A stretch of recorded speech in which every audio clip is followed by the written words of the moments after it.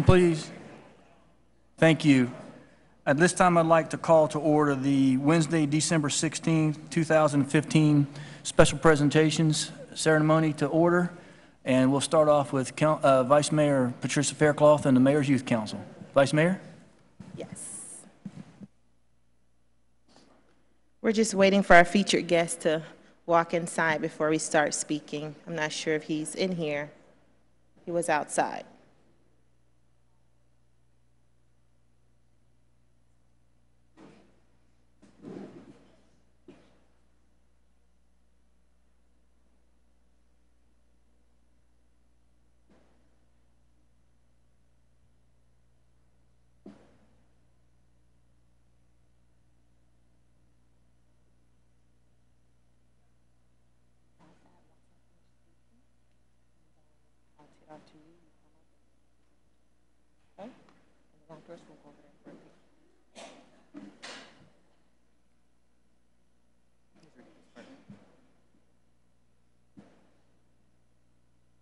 Okay, we'll go ahead and get started. Good evening, Mayor, Council, and each and every one of you in your respective places. I am Vice Mayor Patricia Faircloth, and I rise today to recognize a very inspirational young man in our community. He is a student at Somerset City Arts Conservatory, and as an educator, he is very inspiring to me. I read his story in several media outlets, and I thought it was very fitting that the city of Homestead, where his school resides, recognized him for an accomplishment that he has made at his school.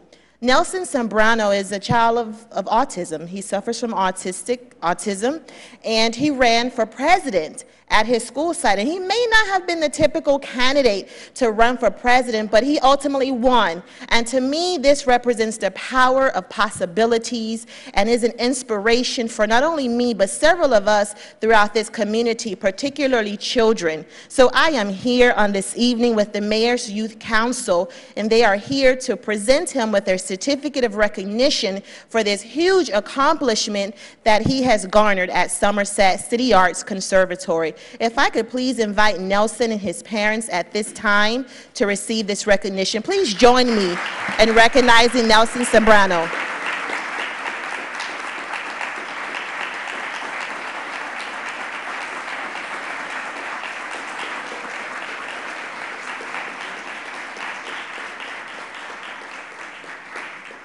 Thank you. And with that, I will tee this off to Marco Ocampo, who is the mayor of the City of Homestead and Mayor's Youth Council.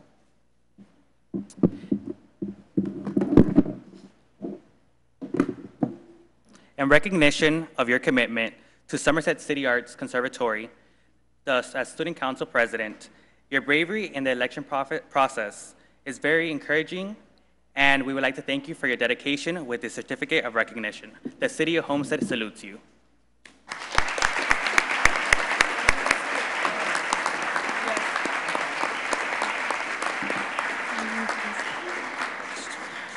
I just want to say I am very honored and grateful of this recognition, and I just want to say thank you very much, all of you.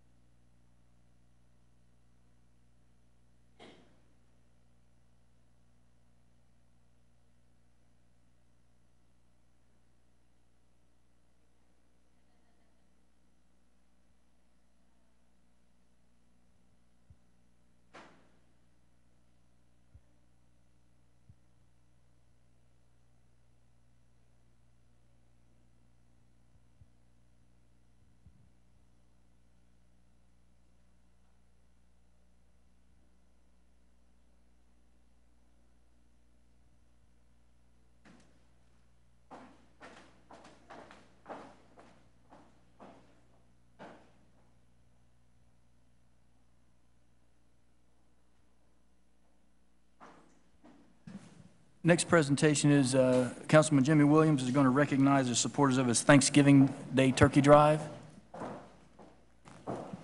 Mr. Williams. Good evening, and thank you so much to my esteemed council and the mayor and vice mayor and city staff. It gives me honor and great pleasure. Looking for my assistant, I don't see her, to recognize those persons who have really gone the extra mile to help sponsor our annual Thanksgiving dinner and our annual turkey giveaway, which we hosted both events at the Southwest at FICO Williams. And it really does my heart joy to know that we as a city, as a group of people could come and give back to the community, those who are impoverished, those who may not have had a hot cooked meal. We thought it not robbery, myself and the Southwest Advisory Committee, who does such an excellent job in what they do. And so with that, I want to say thank you on behalf of myself and to those who help support it financially. Let me also say that it is through the effort of the corporation of Winn-Dixie that donated over 300 turkeys for this giveaway. And they have done that for 2 consecutive years as they have given back to the South Dade community, especially in the Southwest area. And we gave away every bit of that and some. And so I'm sure and know that the people within Homestead were grateful for the opportunity. And then we had the annual Thanksgiving dinner, and where we fed over 300 plus persons that Monday night with a full spread of a hot meal, such as turkey and all the trimmings. And this is the 2nd year in a row that we have done that, and it was extremely successful, despite some small financial issues that we had, but we put our heads together and overcame that. And so I want to recognize those individuals. So Selena will come now and help me with those persons who participated within our Thanksgiving giveaway and our Thanksgiving dinner. Our certificate says, Councilman Jimmy L. Williams is thankful for the outstanding artistry and your participation in the 2015 Southwest Thanksgiving dinner and turkey giveaway. And I'd like to thank the Elvis Maldonado and the Community Relations Board for they gave $1,000 for that day. If he would come, if he's here, if he would come, this certificate would be for him and the CRB board. Yes. That group gave $1,000 to help meet that goal. And I want to thank my colleague for being such, and Terry, which is the chair of the Community Relations Board. Thank you so much for that $1,000. It helped when we had that small crunch. And then also, this is also for our Vice Mayor, Patricia Faircloth, who also gave out of her PR funds. She will come down. We thank her so very much for what she has done. Thank you so much, Vice Mayor, for your love and your participation and contribution to the Southwest. Thank you so very much. The next is Councilman Stephen Shelley. Is he here? Yes.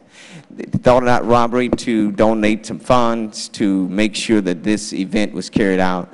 And let me tell you, the smiles on the person's faces were just magnetic, and it really lit up the room. And without you all's support, without you all going the extra mile and going to help, we would never have been able to feed 300 plus people that night. So thank you so very much. And Out Loud Artistry.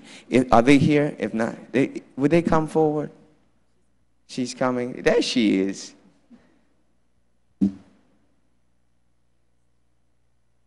They had such a tremendous, we had tremendous talent, and they did a dance, and we want to say thank you because you really brightened up that day for the people, and we're so grateful for you and your organization. Thank you so very much.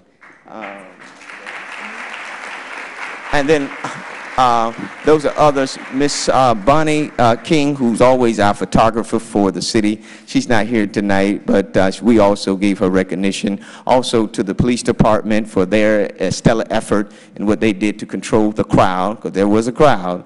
And so we're very thankful. So if you all don't, Mr. Monologue, Councilman, thank you. Come, I've called you. Yes. I was saying thank you for your donation in helping to give back to the Southwest and the community in which, and I'm very thankful for you and your board to help make this happen today. So hopefully next year we'll get more and more exposure and that, and so thank you all. Can I get a picture with everybody? That would be great. Thank you all so very much.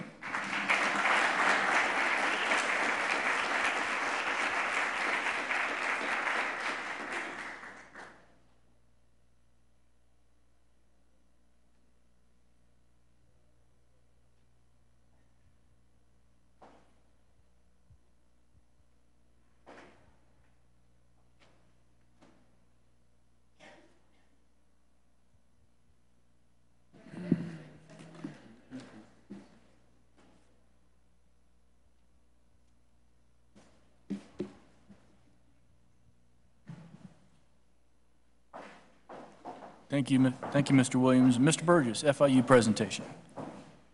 Thank you, Mayor. Thank you, Council. Several weeks ago, I was invited or asked to have a meeting by some representatives from the FIU and their campus up there about some possible economic development down here in the South Dade area. And after my meeting, I realized that what they were talking about, people hadn't talked about down here. And we even spoke about it in our meeting with several of the representatives that they had there, how forgotten this end of the county can be sometimes. So I'm thrilled tonight to bring President Rosenberg up here to talk about their vision and what FIU has for the South Dade area. Now, he's got some other representatives with him also. I'd like to call up Claudia Puig, the chair of FIU's Board of Trustees, to start off their presentation, if I could. And then I'll let them continue on from there. I don't want to take too much of their thunder or take up too much of their time, so I will now turn it over. Thank you.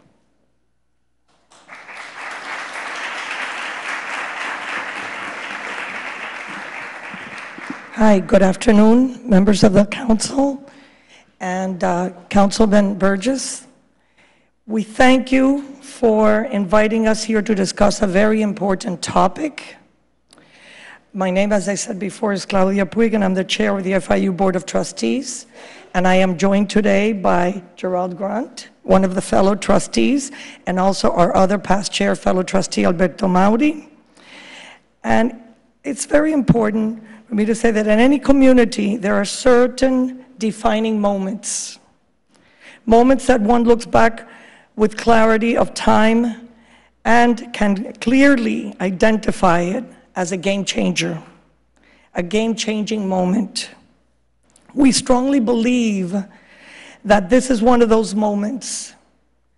As the FIU community, we want to be part of that effort to transform South Dade into the destination visualized in tomorrow's South Dade plan. The concept we will outline today for you is ambitious and bold. But we believe that with your support and the continued support of the South Dade community, it is very much doable. Today you will hear from the FIU Student Government Association President, Alexis Calatayud. You will also hear from our FIU President, Mark Rosenberg, and the Dean of FIU's College of Art and Science, Mike Hautas, who will provide you with the specifics regarding this very important proposal. Thank you for that. And Alexis, if you will join me. Thank you very much. Thank you, Madam Chair. As student body president, I want to express how important FIU expansion is for our students. This will impact our community's future and the future of our younger brothers, sisters, and friends. I and our fellow students are extremely supportive of the effort to help South Dade flourish. Here to discuss the proposal is our president, Mark B. Rosenberg.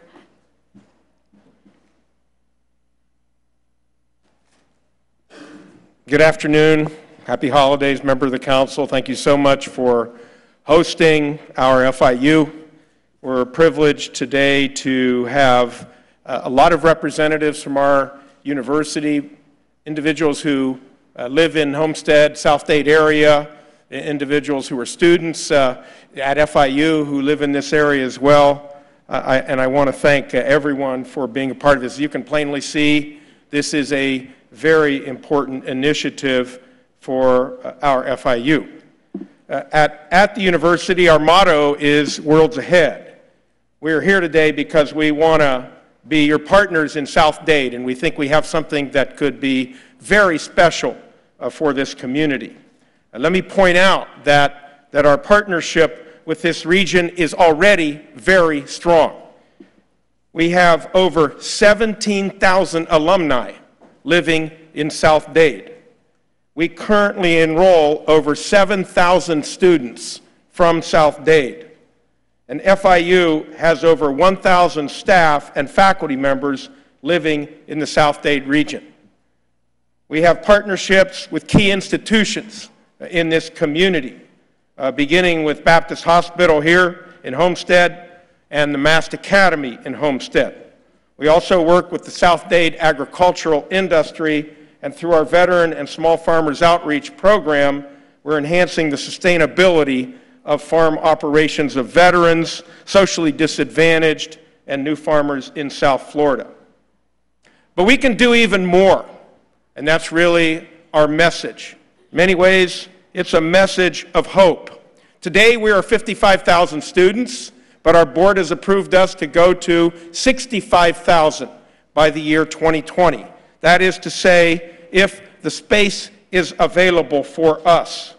The plan that we are going to outline now will expand our presence in South Dade and will result in an economic development platform with a 365-day use. It'll also provide our FIU with much-needed expansion space at the campus located on 107th Avenue and Southwest 8th Street. The time is now to act. As you know, our county mayor, Carlos Jimenez, has been looking at options for relocating the Miami-Dade County Fair and Exposition. That's as a consequence of a 65% vote of this community and the county itself in last November's election for us to expand if a suitable alternative site could be found at no expense to the county. We believe that we can leverage $50 million for this relocation. This is a unique opportunity for us because we have the resources to help bring the fair here on one hand and create a partnership where all of us benefit in a win-win-win relationship, and that's what we believe. As well, South Dade would receive a unique economic development platform that is entirely consistent with the strategic development plan that you have written and that we are going to comment in a moment. So we believe what we offer is a win-win-win for our community, for South Dade, and for the fair. And here to discuss our proposal is our Dean of the College of Arts and Sciences, Mike Heithaus.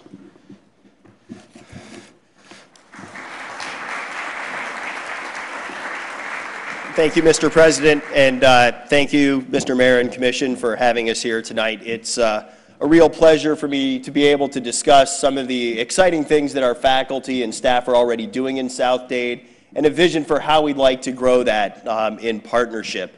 And really what we see is a desire to grow our programs and to really support the local development of the businesses that are going to create the jobs of tomorrow.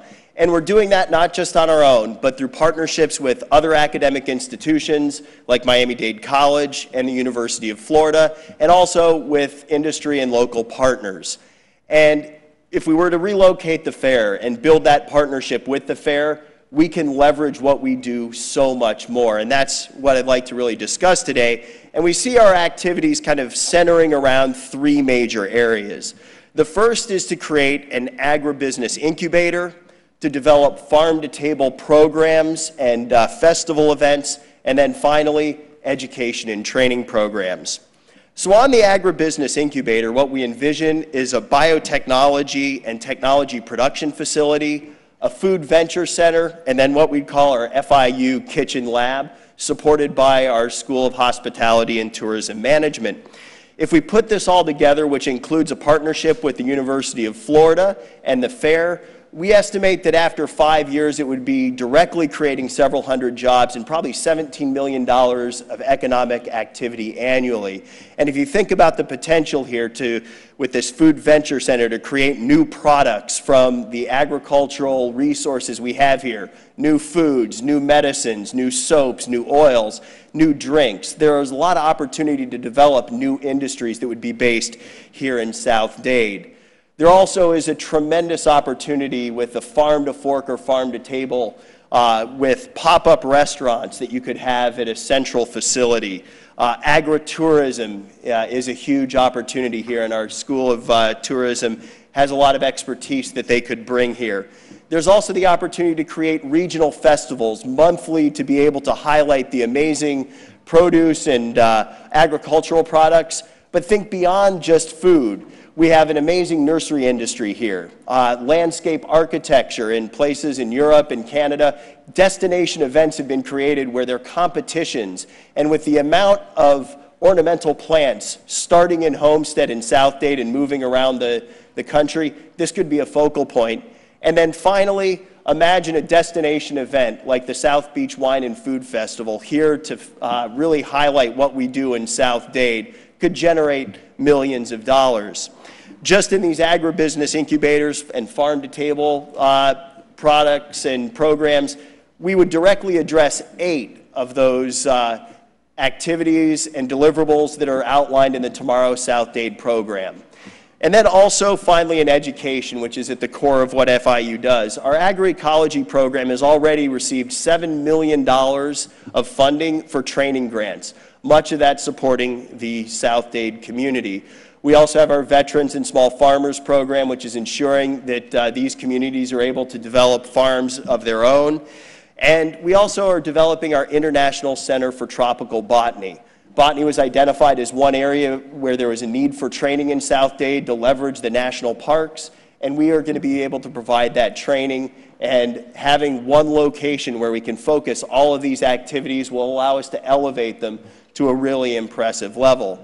So really what we envision is a 365-day research park where we are able to bring the community in, provide the support for local businesses and startups, generating new products and spin-off businesses, and providing those training opportunities and tourism opportunities that can really help elevate what we do at FIU and our partnership with the South Dade community. I think that in just a few minutes, it's really, really hard to touch on all the tremendous opportunities we have, and I've really been personally inspired by how much we've been able to do so far and what the opportunity really is here if we're able to pull it all together. So thank you very much for providing us with this time. I'd like to hand it back over to President Rosenberg.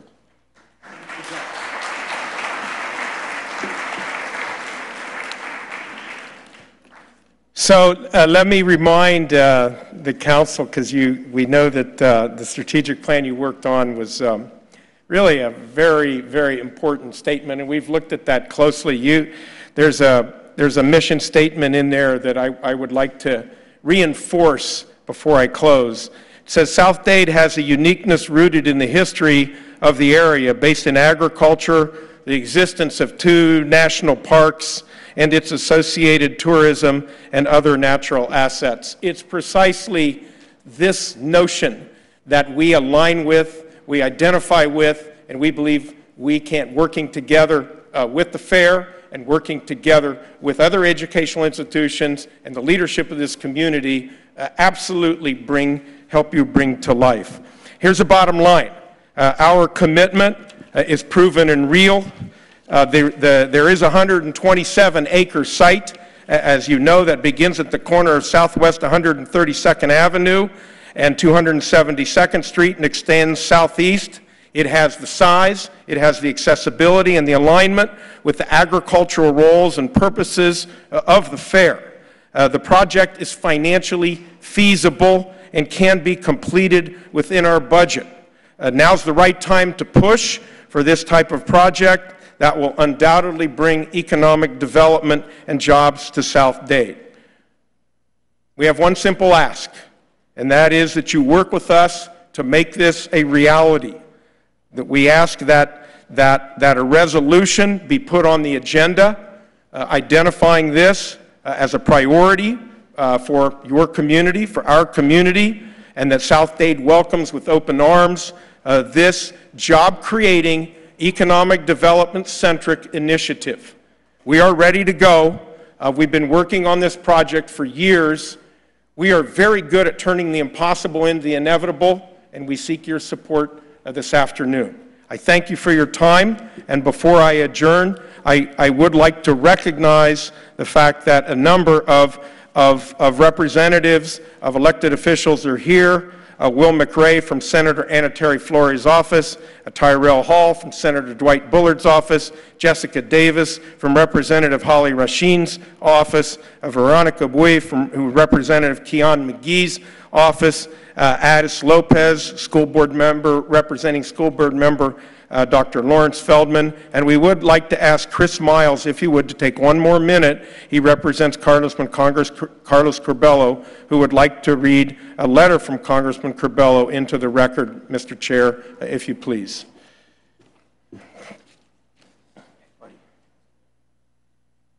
Thank you, President Rosenberg, Mayor Porter, honorable members of the council. Congressman couldn't be here, but I'm going to do is submit the letter for the record so you can have it. But I just wanted to share with you how strongly the Congressman is in support of bringing this initiative to South Dade. When we're talking about education, when we're talking about jobs, when we're talking about agriculture, South Dade is the right fit for this. FIU is a great partner, and we encourage you to support this. Thank you very much.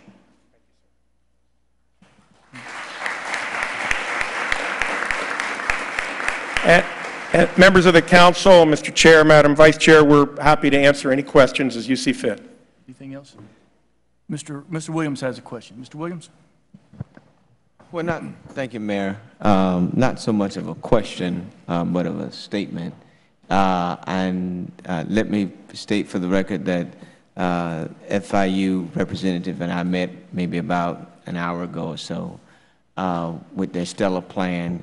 And I wholeheartedly would recommend this simply because it will draw more people to Homestead to boost our economy. Then you also provide an educational component. It shows that you are in partnership with the fair to try and find, obviously, a medium to relocate that within this area, which I believe, in my own personal opinion, that it would be very beneficial for the community. The residents wouldn't have to go way too far up. It'll be right within our backyard. And so, and I did express my sincere appreciation for them coming to take the time and to have Homestead on their mind as such a valuable area, which within the county, you could have chose so many other different places. And so I think that is to be very commendable coming from a distinguished institution such as FIU within the partnership with the Florida Fair. So thank you so very much, Mayor. Thank you, Councilman. Thank you, Mr. Williams. Vice Mayor? Yes, thank you, Mayor. Strengthening the economic vitality of our community is critically important. And when I think about economic development, I think about equality and equity.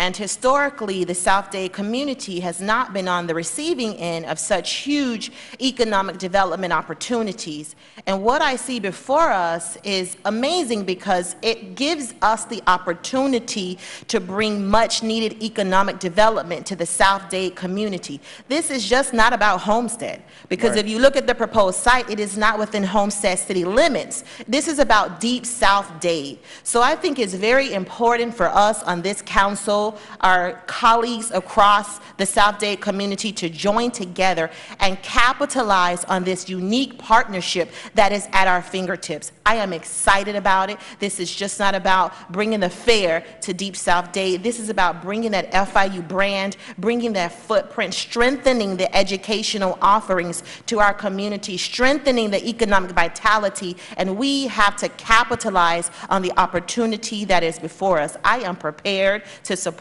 a resolution on tonight if it is presented to us so that we can move this forward. City Clerk, if this is passed tonight, a resolution, we send it to Florida City, Cutler Bay, Palmetto Bay, Pinecrest, South Miami, to galvanize the support to bring this partnership to the South Dade community. Thank you so much, President Rosenberg, for coming down here. All of you from FIU for being here and willing to partner with us and invest in the South Dade community. From my heart to your hands, I thank all of you. Thank you. Thank you. Thank you. Mr. Burgess? Thank you, Mayor. President Rosenberg, thank you for coming down tonight and sharing y'all's vision of what you think will help us down here. And I do believe that they have brought a vision that will be very helpful to our South Dade community. Not just the economic impact, but the educational parts that they've talked about will help all of our farmers, our tree growers, the ornamental flower people out there that surround the community of Homestead and rely on us. So I think that not just the economic part, but the education part is a very important part that sold me on their idea of coming down here. And the fact that they're not just going to be, as some people have said around, a 30-day fair. It's going to be a 365-day-a-year process and adventure out there for everybody to take a part of with the different plans that they have set forth. So I applaud you for having the vision to bring down to us and to all of South Dade and to the entire county. Thank you. And I too will support a resolution here this evening if one is put forward. So thank you again for coming down. Thank you to all your people that have supported this and came down and brought this idea to us. Thank you. Thank you.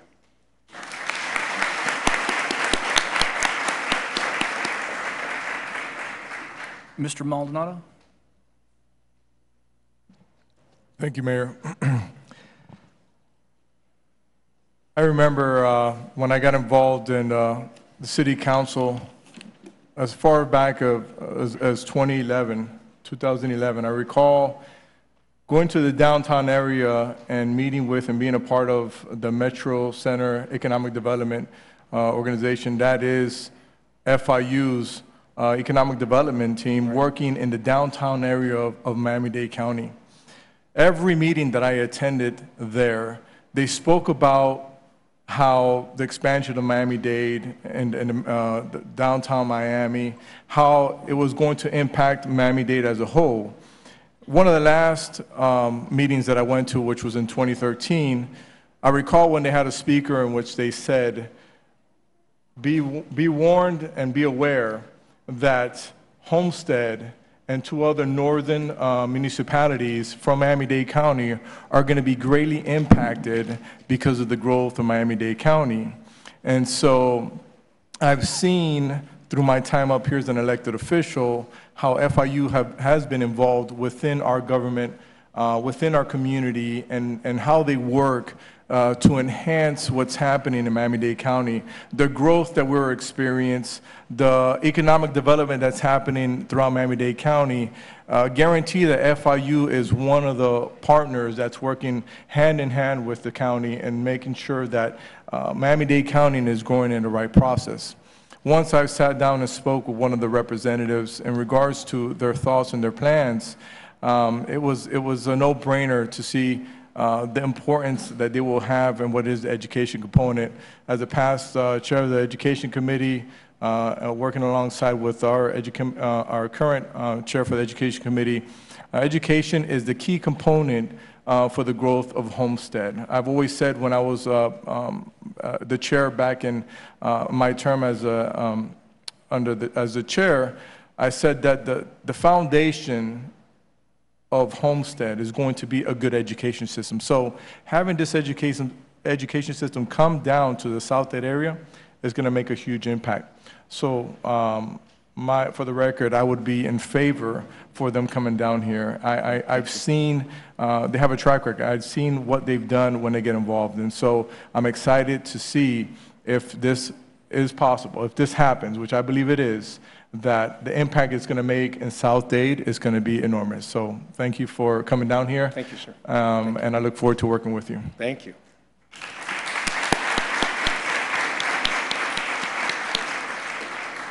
Mr. Williams? I just want to, I don't know if staff know, and this is dealing with FIU. I know maybe a couple of years ago we had looked at annexing in some property. Is some of this property that we're looking at to annex, is some of this, I know was considered around the base, but is any of what they're talking about could be annexed into the city? Is that not out for, do we know any of that? Sir, Mr. Joe Cordino, Cordino. no, sir. We did not look at this area for an annexation. Is there a particular reason why we did not? Just wasn't on the map that we put together for the initial annexation examination. But I'll go back and double check it. And, how far does it go with this area is north and east of the city, and our area just looked east of the city all the way to the bay. Okay, but does it include the Air Force Base? Our area did not include the Air Force Base. It didn't at all? I believe not. Okay. Wait a minute, that's not necessarily correct, because we took 288 and we went east, which would wrap around the Air Force Base as it sits inside 288. Double check that, because before... All right, I'll double check the map for us. I thought so. I thought it did at one point. But the area that we're talking about now is north of that 288 line, basically, that we talked about, just taking an eastward straight line out off of 288. So I double checked that, Joe. I'll double check the map. Yeah. This area is north and west of the air base, the area that's in question. Okay. How far is that from the Air Force Base? So what's the mileage? What would you say the mileage is? 3/4 of a mile. Yes, sir. Of a mile? Very close. Very close to the air base. It's just right outside the main entrance. Just right out to the north. Okay. All right. Okay. Thank you. Thank you, Mr. Williams. Mr. Rosenberg, I want to tell you I appreciate you and your staff spending so much time educating us as a community as to what your plans are. Thank you. And you know, we've been for many, many years trying to get FIU to look south and come down here. Back to when Roscoe Warren was the mayor, and even before then. I mean, I know you had many, many conversations then. So to be able to pull something like this off would be a tremendous benefit to South Dade in general, as everyone said. I know initially when we first started the dialogue, it was more about relocating the fair. Right. Now, with it coupled with the fair and FIU, I agree it's a win-win-win. So, you know, I don't know procedurally, Mr. Attorney, there is no crafted resolution. We can you... Actually, there magically is. There is one, okay. Somebody got ahead of the curve here. So all we would need to do is at the next meeting add it on as an addition to the agenda, correct? Correct. Okay. Yes. So obviously there is the will of this council to support a resolution. Great. We'll get it on the next meeting's agenda. Beautiful. I'm sure you've heard, it'll be tonight. It'll be tonight. It'll be added on at 6 o'clock. You don't have to be here. Thank you, sir. I mean, obviously, you've heard from everyone. They're very supportive. I speak for Mr. Roth. He hadn't said anything. But I think there's support for the cause. And, you know, obviously, it's not in our jurisdiction, so to speak, but it's in our neighborhood. So there will be a resolution added on. We'll do it right in the beginning of the meeting. As an additional item, we'll get a vote on it. So those of you who are interested in seeing the outcome, you can stay for the outcome and then move on to your other Christmas duties, as we should be. as we should be these years. But again, thank you again for the presentation and educating our community on what your plans are. And I hope and pray you guys are down here as a part of South Bay. So do we. And we mean, I know a number of FIU related individuals who are here with all due respect to you, may depart so that others who we know will come can get seats. But I know a significant contingent will remain. We thank you very much for your attention. I just wanted to close by saying that when I became president, I promised our board that if you give me a pile of rocks, we will build bridges, not walls. And thank you for helping us to do that. Thank you for the presentation. And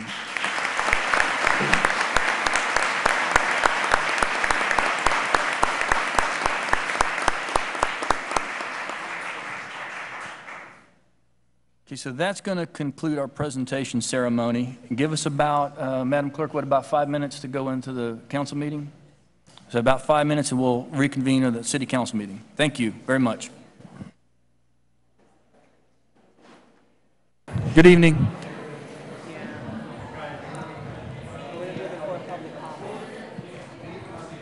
I'd like to call this meeting to order. This is a city council meeting, December 16, 2015. It's approximately 6:04 p.m. Invocation is by Pastor Conrad De La Torres, pastor of Miami Fusion Church, followed by the Pledge of Allegiance with Vice Mayor and our police explorers. Would you please stand? Father God, we come before your throne this evening, Father God, thanking you for the privilege that we have to be called sons and daughters of the living God. I thank you, Father God, that we live in the greatest country on the face of the earth. I thank you that in just a few days we will celebrate the birth of your Son, the greatest gift given on the greatest tree, so that men may have life. I pray, Father God, that you give wisdom to the leaders of this incredible city. I pray, Father God, that we understand that all gifts, all good gifts come from you. I pray a blessing, Father, a hedge, a protection, not only around the leaders, their families, but on this city, Father God. That we realize that without you there is no life.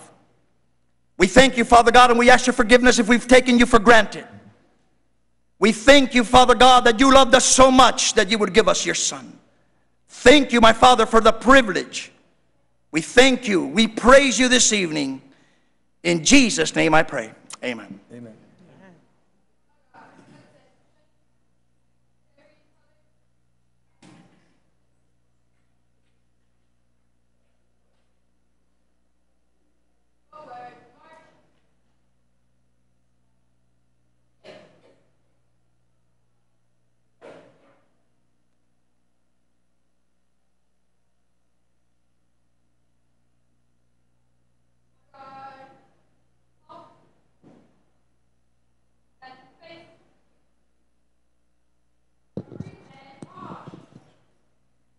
To honor America, please join me in reciting the Pledge of Allegiance. I pledge allegiance to the flag of the United States of America and to the republic for which it stands, one nation, under God, indivisible, with liberty and justice for all.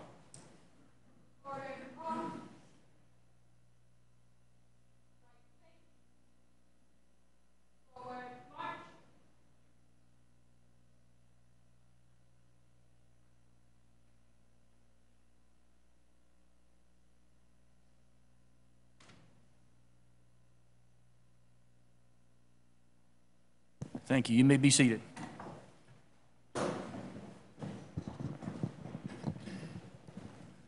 Roll call, Madam Clerk. Councilman Maldonado. Here. Councilman Williams. Here. Councilman Roth. Here. Councilman Burgess. Here. Councilman Shelley. Here. Vice Mayor Faircloth. Here. Mayor Porter. Here. Mr. Weiss, additions, deletions, deferrals. Before we go into public comments, can we move the resolution forward? Yes. Somebody needs to make a motion to add it to the agenda. I motion that we add the resolution to the agenda. Is there a second? Moved and seconded. All in favor? Aye. Mayor? Yes, sir, Mr. Williams. I have a motion to reconsider car item 1631, Fourth Amendment to American Traffic Solution, Inc. Contract. Is there a second? I'll second the motion. Okay. All in favor? Aye. Opposed? Nay? Motion carries. So that means that motion is added to the agenda. Do you want to just deal with it after right after the resolutions, or where would you like to? Let's get the resolution passed, because the room is full of people that are here for this resolution. Okay, so you want to take that one up right away? I'm sorry? You want to take that one up right away? Yes, please. Okay. Mayor, I'm sorry, I had another one as well. Mr. Williams? It also was added to agenda the item for the Martin Luther King parade bond. I'm sorry, bond, exemption of the bond from the city for the Martin Luther King parade. You have that one, Kate? Exemption for the Martin Luther King parade? You have it?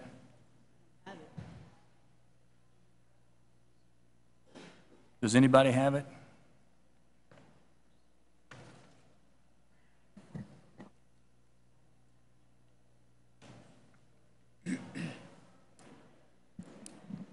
Councilman, did someone have it for this meeting? Yes, you sent it in.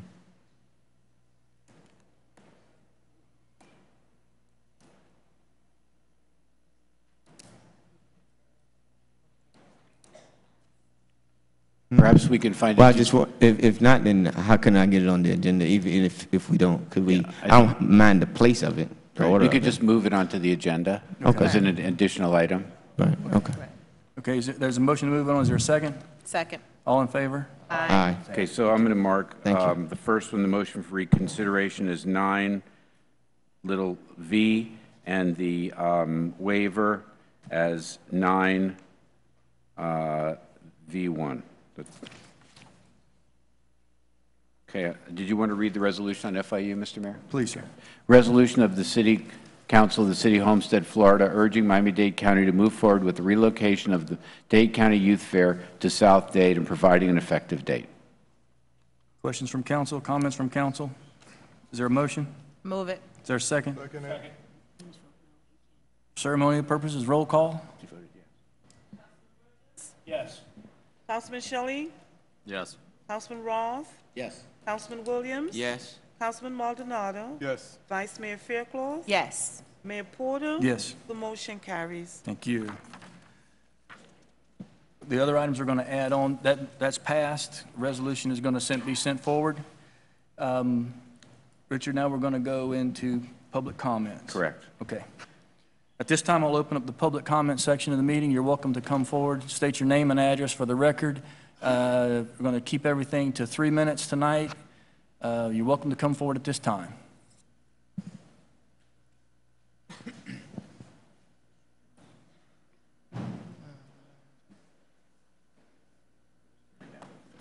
Good evening, Mayor and Council. My name is Maria Garza, President and founder of the Mexican American Council. And I'm here tonight to, first of all, to thank you for the support that you give to the activities that we have started this year with the Mexican American Council. And second, to extend an invitation to our annual traditional community posada. This event is going to take place this Friday, the 18th at 6:30 in the afternoon, right here, starting at Washington Avenue on the corner of 5th and moving on to along Washington Avenue going southbound, then on Chrome Avenue stopping at the Lassner Park, where we'll be singing some carols and so forth, and concluding at El Toro Taco at the patio with our traditional posada.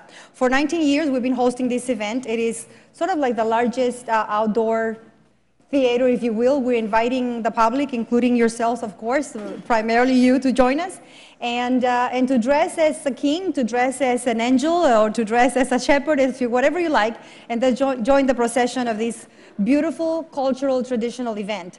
I also have with me the Executive Director of the Mexican American Council and some of the students with the career and college readiness programs. Oh, most important, that evening when we are at El Toro Taco, we're going to debut the Mariachi Academy. You, the city of Homestead, have been a true partner of this endeavor, something that we dreamed of 20 years ago that became a reality a year ago. And for the first time, our children are going to be performing at El Toro Taco. So please come, see them, and you'll see what a great, wonderful thing you have done in allowing us to create this music academy for the children. So thank you, and we hope to see you there. Mayor. Good afternoon. My name is Cipriano Garza. I live at 101 Northeast 19th Street here in Homestead. I come to say thank you to all of you, Mr. Mayor, Mr. Vice Mayor, and all the councilmen, for the work you do for the city. You have a big responsibility to take care of all of us, and you do a very good job, and I want to say thank you for that. Also, I want to echo what Maria said about the Mariachi Academy. Thank you, Mr. Scott and the CRA for the funds. You will be surprised what we've done for the past few months with your funds. Our goal is to establish the finest mariachi academy east of the Mississippi River. And tomorrow or Friday night, you can attend. We have discovered some talent. There's a young lady that can sing like God's angel. Little farm worker kid from one of the camps, but she can sing. So to all of you, thank you very much for your support of the Mariachi Academy. Mr. Scott, thank you so very much. Also, we believe, as you know, Maria and I, so much in civic engagement. And I want to thank Vice Mayor Patricia Faircloth for coming to our event this past Saturday and joining us. We have 60 young people that are part of the College Career Assistance Program. We want to make sure that they finish high school and then they go to college, become productive citizens of this great country. They're all farm workers. And today we have about 60 of them are here today with us. And we have some would like to say a few words to you. Good evening. My name is Manuel Ponce, and on behalf of the Mexican American Council, I want to thank the city of Homestead and also the vice major, Patricia Faircloth, for coming out and speaking with us this past Saturday. I'm a senior of Southday Senior High School, and I have a 4.1 GPA and planning to go to Miami-Dade College to major as an accountant. Once I turn 18, I will register to vote. Thank you.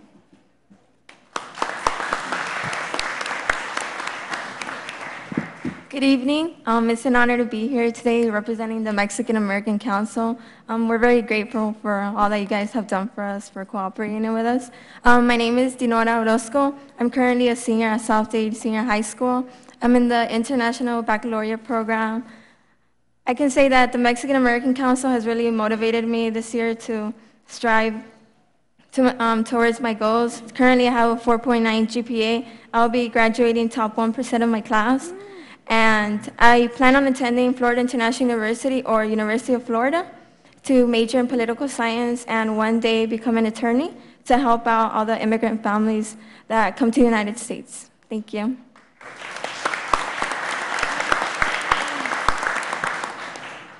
Good evening. My name is Maria, and I'm glad that I'm in the Mexican American Council because they have showed me different ways to communicate with other people and like the problems that we have in our community, and we are like we're like okay, we are working on a service learning project, and all of our schools have gotten like a topic on certain things, and we're learning different things every day. So I don't know how to say this. Like, anyways, they're our support basically. They're our mentors, and we have Marilu, Alex, and Tom Albano that they help us every day, well, on Tuesdays and Thursdays, or Wednesdays and Mondays. And, well, I go to Miami Community Charter School. I'm a freshman, and in 4 years, I will be voting for our future city, so I'm, okay. Well, I'm glad to be here, and thank you for inviting us. and Thank you. they're here.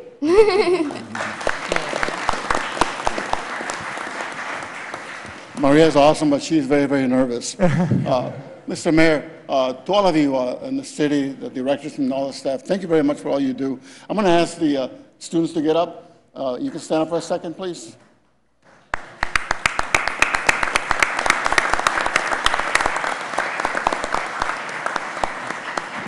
Mr. Mayor, this is the future of Homestead, and to all of you, thank you so very much. May God bless you. Merry Christmas to all of you. Thank you. We got a couple of questions, Mr. Maldonado, Thank and you. then Just, Vice Mayor. just one question in regards to, I won't be able to join you from the beginning, but I do want to join you when you get to Torotaco, and I know that you guys are going to be presenting in the mariachi. I'll be coming from Miami in another event, but I definitely want to support you. I'd like to see the beginning of the fruits of the labors that we joined and partnered with you in the city of Homestead, so I would like to be there. So at what time will you be arriving there, more or less? We will start at kind of around 6:15.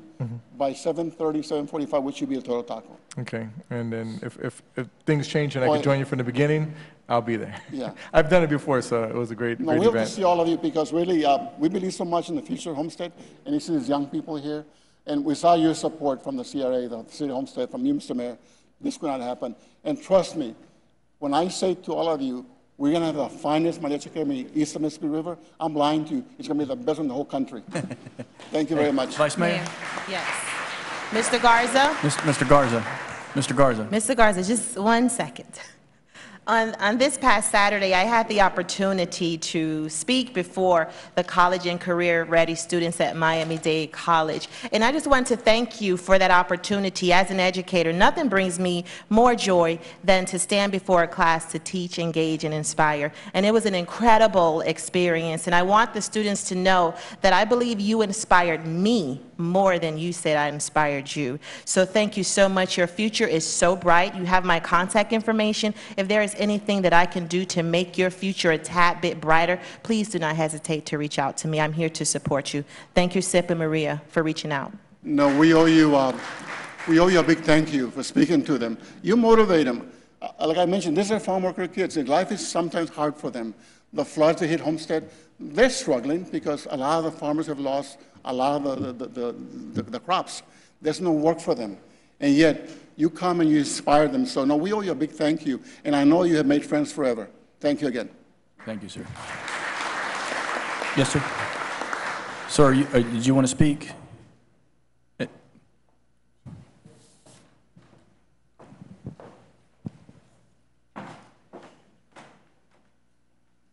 Hi, my name is Kim Hill. I live on the east side of Homestead. However, I'm a social advocate for the people on the southwest side of Homestead. Today I'm here continuing to make a plea to the city of Homestead for body cameras, dash cam cameras, to be able to protect the constitutional rights of our citizens. In light of a July 16th shooting, that I'm not here to make a claim on the police being innocent or guilty, but yet to be able to how would I say, prohibit the city from having to suffer financial losses from incidents like this. You look around America right now, and basically police departments and all social advocates are having the proclivity to be able to come and advocate for these particular dash cam and body cameras, and I don't see why. I think in light of a situation that denied Mexican Americans their constitutional right, with Homestead Police Department marched them across the border, beat them up, and had them come back, and all of a sudden that police department and some of those officers had to be arrested right here on public television. The only way, I think the best thing that I could do for the Mexican American community is be an advocate for their constitutional rights and their equal protection. And I think that's the same thing that you all can do on the city council. I would like to be, I don't want to use this as a monologue, but as a dialogue with you all. I want to be able to ask you, what is your position on body cameras within the Homestead Police Department? The public has had an erosion of trust with many mishaps that have happened lately within this particular department. In light of one particular officer having 7 shootings and no other, how would I say, training and being placed back on the street, You see, that's an injustice to our side of the tracks. So I'm here to ask the city manager, how much money did you have to pay out when those particular Mexican Americans were marched across the city lines and beat up? How much money did our taxpayers have to pay out for that? I would like to ask Mr. Williams on the southwest side, what is your position on these particular body cameras, and why haven't you spoken up about this particular incident? I've been here for the last 2 to 3 weeks. I would like to ask the whole city council, especially you, Mr. Maldonado. You represented those Mexican Americans. It's one thing to get up here and give the perfunctory hellos, and I congratulate you, but the best thing we can do for all of our citizens is to have them access to equal protection up under this law. So I would like to use this particular time to be able to ask you all these questions on how you feel about the body cameras and what's your position of making programmatic change to be able to be solution-oriented instead of having me come up here and argue with the police department. This is a question that we can put in a cow. If we want to talk about this, Chief, you can put it in a cow and let's talk about how much the financial impact is. This is just a comment section. So if the council wants to weigh in on body cameras, we've got to have it in front of us in some sort of cost value to the taxpayer. Okay, Yes, so, Mayor, if that's the direction of the council, then. well, I'm saying if we're going to do it at all, it's got to come in a cow, not Understood, in the public comment yes. section. Okay. Still have one other question. You didn't answer the other question. How much money did we have to pay out to those citizens that were marched across there and beaten up? The ones who, helped build this economy in Homestead? This is the problem with the public comment section. We're not prepared to answer that question because nobody's got this information in front of them. Was there a lawsuit pertaining to that? I have a right to know that. I paid that money. You all out here, you paid that money. And we could have prohibited that with the simple body cameras and dash cams. This technology protects police officers more so than it does citizens. But more so, it protects you because it protects our tax dollars for having to go out and pay frivolous lawsuits. Okay. So I would like an answer from the city manager. How much money did you pay out? The point is she doesn't know because we're not prepared for this question. Did you pay out any money? Mr. Mayor, we would be happy to speak with the gentleman. I'll give him my phone number. No, I want you to speak to me in front of everybody Well, we don't because have, these are all taxpayers. I think what Did you they're pay out saying to any you, money? I think what they're saying to you is that we don't have the information here, so we can't give it to you. You don't know whether there was a lawsuit pertaining to that I situation? mean, you're just talking in general about that situation. I'm so talking specifically. I'm asking a specific question. Was there a lawsuit pertaining to that situation? Mr. And Mayor, did we kick out any money? Did the really- city of Homestead kick out any We money? really need to check the status of the law, whether there was particular a lawsuit filed or it was just a claim, whether money, and to the extent that money was paid out, that's a public record. And we'd be happy, I'll give you my phone number and I'll be happy to speak No, with you. I want you to answer the question here publicly and for everybody in Homestead to see. What I'm asking for is I'm requesting transparency. This is what we lack in the whole situation. This is why I'm here. This whole dilemma is about transparency. And I'm asking you a simple question. No, sir, I don't need you to make a suggestion. You can use this forum to come and ask you a question. No, it's not true, but that's okay. Okay. Well, once again, I still put the question, and you all, city councilmen, representing the public, you should be asking this question. Mr. Williams, from the southwest side, why are you not asking this question about how much money that we have to kick out? Well, Mr. Hill, first of all, you've come up here 3 weeks pontificating all of this information. There ain't no pontificating, those are facts. You have accused us of certain things. It's almost of propaganda, and you're making slanderous remarks about certain things that are untrue. Sue me, sir. Yes, When you say I'm making you asked me a slanderous remarks. question. Excuse me, If gentlemen. you ask me a question, I have a right to answer you. I let you talk. Now, I ask you that you would give me the respect. Therefore, you've never once called me. You've always come to a meeting to ask these questions. You've never once tried to meet with me. I don't know where you live at. I have no idea how to get in touch with you. You know how to get in touch with me. My phone number is 305 282-4467. And if you stay towards the end of the meeting, there I have 4 items on the agenda that will probably answer some of your questions. But unfortunately, I'm not the chair of this meeting, and so I had to wait till my turn in order to do that. So but my perception of it I have is- 4 presentations at the end of the meeting. If you want to stay to listen to it, maybe some of your questions will be answered at that time. Well, I guess my perception of this is you're attacking me for asking a general concern of me as a taxpaying citizen and me speaking up for the well-being of the citizens of Homestead. You're taking an aggressive tone and asking me I should have called when we elected you to represent us. We live in a republic. It's just as you don't know what the meaning of propaganda or slander means, you actually Exactly don't know what what the you're doing. definition Gentlemen, of gentlemen, a republic gentlemen. means, where I vote for you and you represent us. Okay, this is a We'll agree to comment disagree, section. Mr. Hill. This is a comment section. You've got your comments on the record.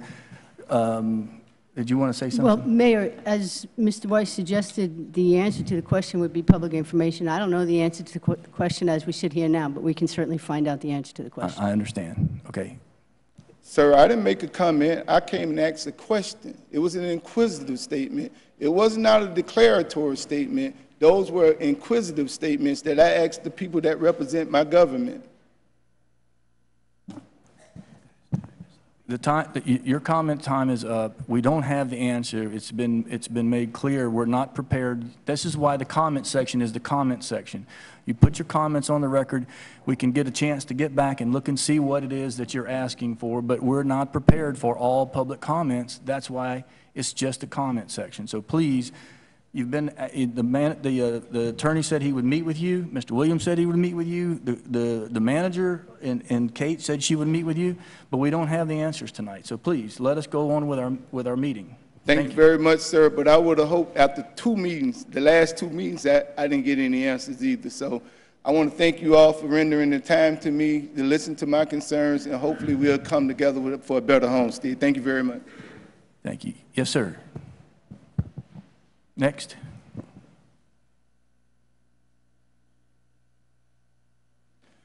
Okay, I'm Tom Southern, 60 Northeast 16th Street, right across the street. Pull that top of that microphone up. There you go. Say it again, Jeff. That's better. Okay. All right, Tom Southern, 60 Northeast 16th Street. 3 things real quickly. One, I'd like to suggest that you guys consider a resolution for opposing the oil fracking drilling that's been proposed to go out there in the Big Cypress Swamp. Even if you didn't want to do it for environmental reasons, it'd be a good idea for our tourism industry, because, you know, they put those 50-ton trucks out there and start drilling for oil. It isn't going to be the same Big Cypress anymore. Okay. Secondly, I'd like you to consider doing something similar with regard to global warming. The Miami-Dade City Commission, they did pass a resolution, and it was proposed by our district commissioner, Daniela Levine Cava. I'm sure she would give it to you, you know, and kind of help you prepare it so that if you didn't have the sufficient legal staff to do that. The third thing is I want to talk about what happened at the last meeting where the 2 black women came up here and it was their brother or something. One of them had gotten shot and killed by a policeman. From our standpoint sitting out here, you guys looked horrible. You looked like it's not like she asked you, hey, tell me how the investigation's going. Does it look like our brother or whatever it is kind of going to get off the hook? What's the deal? It's not like she asked a question that really, so the city manager, the city attorney could say, hey, you guys can't answer that question. It's under investigation. She asked you a simple question. Hey, is the guy still on the force? Is he still out there on the street? You know, if it was you and it was your brother or something, your common human decency would require that you would answer that question. And not a one of you said a word. Now, I can see why Patricia, and I didn't even see this black gentleman, but last time I didn't know, but I can see why Patricia might say, hey, man, I ain't answering that question right off the bat. It's going to look like a black thing. You know, I'm the first person to do it. But she'd probably say, well, one of you men, please stand up and be courageous enough to just answer the lady's question. And the city attorney, I know you gave him your opinion, which was, hey, you know, you shouldn't do it. But I think you know as well as I that you could have just as easily given the opinion that, hey, English common law dictates that you should respond to this woman and treat her like an equal. And sunshine in the government and the sunshine legislation would also dictate it. So you could have just as easily, in my opinion, turned to these councilmen and said, answer the question. The lady's asking you a simple question. And even if you don't want to do it for moral reasons, will you let me go a couple more seconds? No, sir. No? No. Oh, Jeff. No, sir. You mean that? I mean that, yes, sir. Thank you. Wow. Next.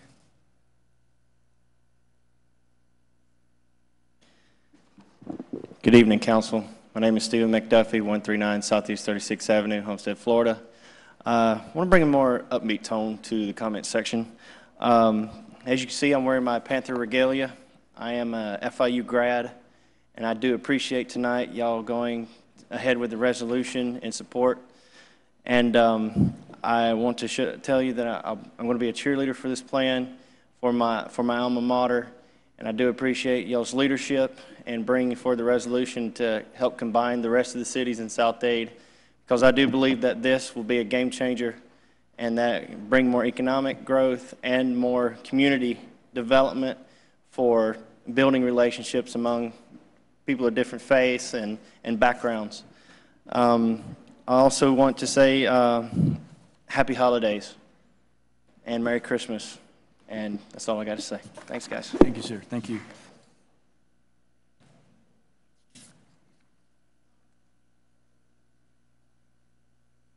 Yes, sir. Good afternoon, councilmen, and all of our elected officials in their proper places. My address is 2545 Southeast 14th Street, Keysgate community. Also senior pastor of one of the oldest churches in our community, St. Paul Missionary Baptist Church of Homestead. Represent the Southwest District, to Mayor, Vice Mayor, to all of our elected officials. On tonight, I got a couple of things. First of all, we want to thank you for the Minister Alliance for giving us the allowance and being in the budget every year to actually serve our Southwest community. We want to thank our councilmen for supporting us also on the Southwest community, where we were able to serve over 900 kids for Halloween. At a later date, there will be plaques presented to this great council for the great work and the great support that they have supported us throughout the years. On tonight, I have a number of things. I know I have 2 minutes, so I'm going to try to be able to squeeze all of this in a two-minute format. First of all, I think we all owe Councilman Williams an apology for being able to stand through the trials that he's been through for the last couple of months. The third thing is, I live on the Keysgate community side, and I've been brought to my attention that we're trying to pour a lot into the east side of Homestead, and it seems as though that we're forgetting the west side of Homestead. It is not fair to the folks on the west side to have to go through a depression when it is a great time in this economical development. I think that all that we're doing on the west side should actually be able to be done on the west side as well. Why am I saying this? I am a resident of the east side, but I do pastor the west side. I do appreciate the great beautification that this councilman has brought before the west side by beautifying our southwest 4th Avenue side, 4th Street side, by bringing in palm trees, hedges, and all of these. But the main thing is, we have failed to keep up that west side and the beautification of that. Point blank, I walk out of my church. I look at a dead spot of patch of grass every single Sunday, every single week. It's getting darker and darker by the week. I do believe that we waste money on the west side, but we invest investments on the east side, which is not fair to this great community. The west side of Homestead is actually the backbone of Homestead. It is where African Americans have helped build this great community. My church is the oldest church in this community. By us looking at the west side of Homestead now, we don't see our businesses. We don't see anything being invested in that side but projects, low affordable homes, and no home ownership. I do believe that this great council can change that here on today. Thank you. Thank you, sir. Thank you.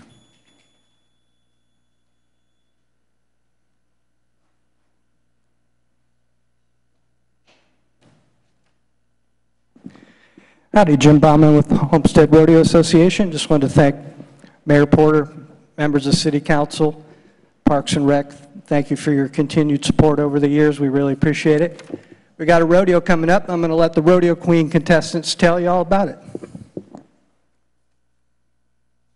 Hello, my name is Nicole Walker. I'm an associate member of the Homestead Rodeo, and I'm also running for the 2016 Homestead Rodeo Queen. The 67th annual PRC Homestead Rodeo and Rodeo Days events. The Homestead Championship Rodeo is an annual tradition that grew out of a group of 17 founding members who wanted to showcase this unique Western sporting event. It's one of the oldest annual professional sporting events in South Florida and is the only PRCA rodeo in Miami-Dade County. Our rodeo is one of nearly 600 sanctioned annually by the Professional Rodeo Cowboy Association. The PRCA is the largest and oldest rodeo sanctioning body in the world. All three of our rodeo performances include the following events: bareback riding, saddle bronc riding, steer wrestling, tie-down roping, team roping, barrel racing, and bull riding. Wednesday, January 20th, 2016, is a family night and Little Miss and Mr. Homestead Rodeo 2016 contestant at Sally Woods Harris Field Pavilion at 6 p.m. to 9:30. It's family fun, kids dance performances, and country DJ line dancing, charity raffle, food and snacks available, and the 2016 Homestead Rodeo Queen coronation. Admission is free. Thursday, January 21st, 2016, the HRA Books and Bronx Literacy Program Kids Day Field Trip to the arena. First grade classes from several Homestead schools visit the arena for an exclusive performance and firsthand look at the sport of rodeo. It's from 9 a.m. to 12:30. In the evening, the Mechanical Bull Buck-Off competition and Rodeo Bingo at Harris Field Doc DeMille Rodeo Arena runs from 5 p.m. to 10 p.m. Teams and solo riders compete for the title and trophy. Rodeo Bingo will benefit several local charities. Hi, good evening. My name is Barbie Parr, and I'm also running for 2016 Miss Rodeo Queen. I'm sponsored by Everglades Posse. Our rodeo is a 3-day event. On Friday, we encourage people to wear pink because it's dedicated to Tough Enough to Wear Pink. We have barrel racing, we have bronc riding, we have the Homestead Everglades Posse performs their drill. On Saturday, we have a parade early in the morning. And then we also have the rodeo again at 2 p.m. We have the parachute jump into the arena by the Army Golden Knights parade. Shoot, oh no, sad face. You got 3 minutes too, so give her 2 minutes left, please. Go ahead. Thank you. So we have at 2 p.m. at the rodeo, it's scheduled to perform a parachute jump into the arena. And then on Sunday is the final day of the performance, and this performance is actually to salute the men and women of the armed forces, and we encourage everyone to wear red, white, and blue. Again, the Army Golden Knights parachute team are also scheduled to have a parachute landing, which is pretty cool, so I encourage you guys to go. Yeah, guys, come see us. It'll be really fun. You can get your tickets from me or from Nicole. Thank you. And we wanted to thank several of the council members. I know that Patricia Faircloth, she participated with us last year at the Little Miss Mr. Homestead. She was a judge. And I know Councilman Stephen Shelley has done it in the past, and we'll be contacting you guys again this year for our event coming up in January. So thank you for your support. And just to remind you, these girls are selling advance discount tickets, so if you're thinking about going to the rodeo and you want to save a little money, either of these girls will be happy to sell you an advance ticket. And there's information on homesteadrodeo.com. Thank you. Thank you, sir. Any other public comments at this time? Close the public hearing.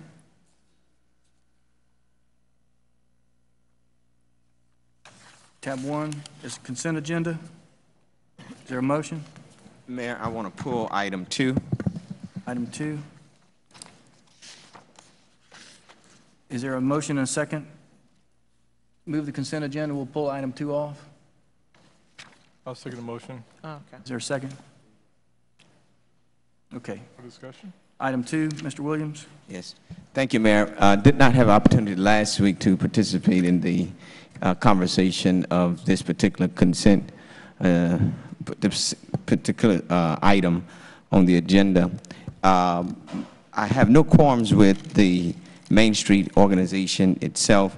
I do have a couple of questions. I have asked for additional supplemental information from the Main Street organization itself through the CRA. And what really caught my attention on this particular was the idea of the funding of Main Street came from the Community Redevelopment Agency budget and not-for-profit grant in previous years.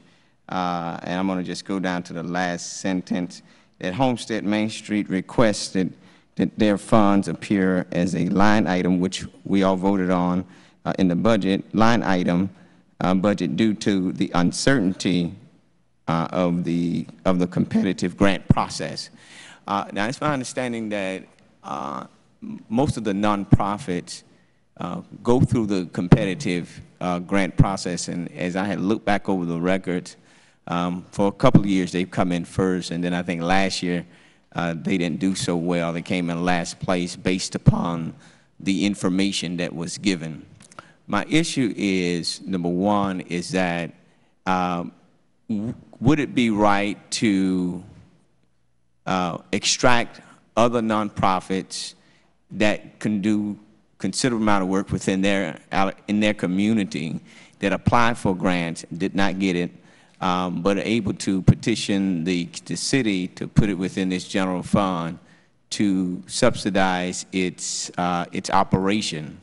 And so what I asked for Main Street was its detailed financials.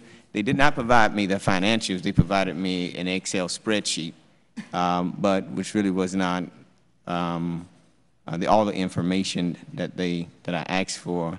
And I just really want to know, as it relates to executing the contract, that I'd like to see a few things in the contract to provide some more transparency. When I asked for the accounting or the financial statements, they did not provide it. They only provided some spreadsheets, which was helpful, but was not really what I was looking for. But in the agreement, in the service agreement, Kate, if you would help me understand, now they're acting as a consultant on behalf of the city to provide professional services to help put on events and also to help the CRA if needed and the city. Is that right? Yes, Councilman, I'm going to defer to Stephen to answer some of those questions, but I think there was some confusion when the spreadsheet was created. I realized at 4 o'clock that you needed the financial statements. We can certainly No, but I had follow. sent it last week, so I don't know between Monday, Tuesday, and Wednesday. But we I can got certainly the follow up. information I want you to today, know that we can get those Yeah. financial statements. Yeah, But well, Stephen brought it to me, but it did not come from Main Street. Okay. Okay. Stephen? Yes. Councilman, I just wanted to say that the request that came from Homestead Main Street was that they not necessarily participate in the not-for-profit grant program because they are basically providing services to the city by putting on these events every year, and essentially we are outsourcing that responsibility in the sense that if they didn't do it, the city would most likely want to activate, in order to activate the downtown, want to put on those events. So they didn't feel it was appropriate to siphon, money from these other not-for-profit programs that don't have that same type of relationship with the city. I apologize. Go ahead. Okay. Go. I think the only other thing I wanted to point out was that last year they've received funding from the city. Last year they received $20,000 from the grant program and $15,000 separately for the events. The year before that they received they were top ranked $35,000 from the grant program and $15,000 for the events. And the year before that they received $30,000 and $15,000. So they had just asked that, they had asked to be sort of removed from the grant process so as not to take money away from these other programs. And then in addition, I guess the decision was made that we would ask the council if they would agree to fund this from the general fund as opposed to the CRA. And although I work closely with them, you all passed that as part of the budget process. Mayor, may I continue? Yes, everything that you have stated at the last part is I said that we did approve the allocation, but when I read the background of it, was what really caused the alarm to me, and because I see that if it's a competitive process in the grant application, and they felt because they didn't score as well, according to what the background says, the uncertainty of the competitive grant process. My question is, in a very vague way, perhaps it will not get answered tonight, but can any other nonprofit come, proffer themselves, that offering professional services for the community on behalf of the city, to be what makes, how is that determined to be able to do that? And those who did have some great application but did not score well, can they do the same? Can they come proffered and say we want to be included in the general budget and not be in the process? The other issue I had with is that the amount of money that we're giving $50,000. Inclusive of that is the $15,000 for the grants. I mean, not for the grants, but for the events. Yes, out of the yes. 50, out of the 50, right? Yes. And then a portion of that, what's remaining of that is $35,000. What is how much is for salaries and stuff?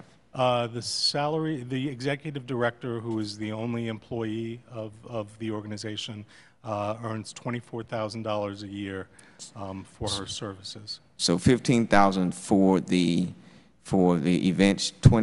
What you say, $24,000 for salary. So what's left? That's 39, so that would leave $11,000. And that will go towards the operation of it. Do they rent the building? Are they in a city facility? They occupy the top floor of the old town hall. Do they pay any kind of rent to the facility? Nominal. Do they pay lights, water? No, they don't. Okay. All right. See, so I know they offer valuable service, but then if we add up all of those items, how much are we giving Main Street to? If we add up all of those different items that I just mentioned, it'd be quite significant than this. So what I would like to see is a total amount, what is in kind from the city. They're not paying lights or water, so those things I think the public needs to know. Sure. So that we can, what we're really voted on here. Well, I'll be happy to, I'll provide that information.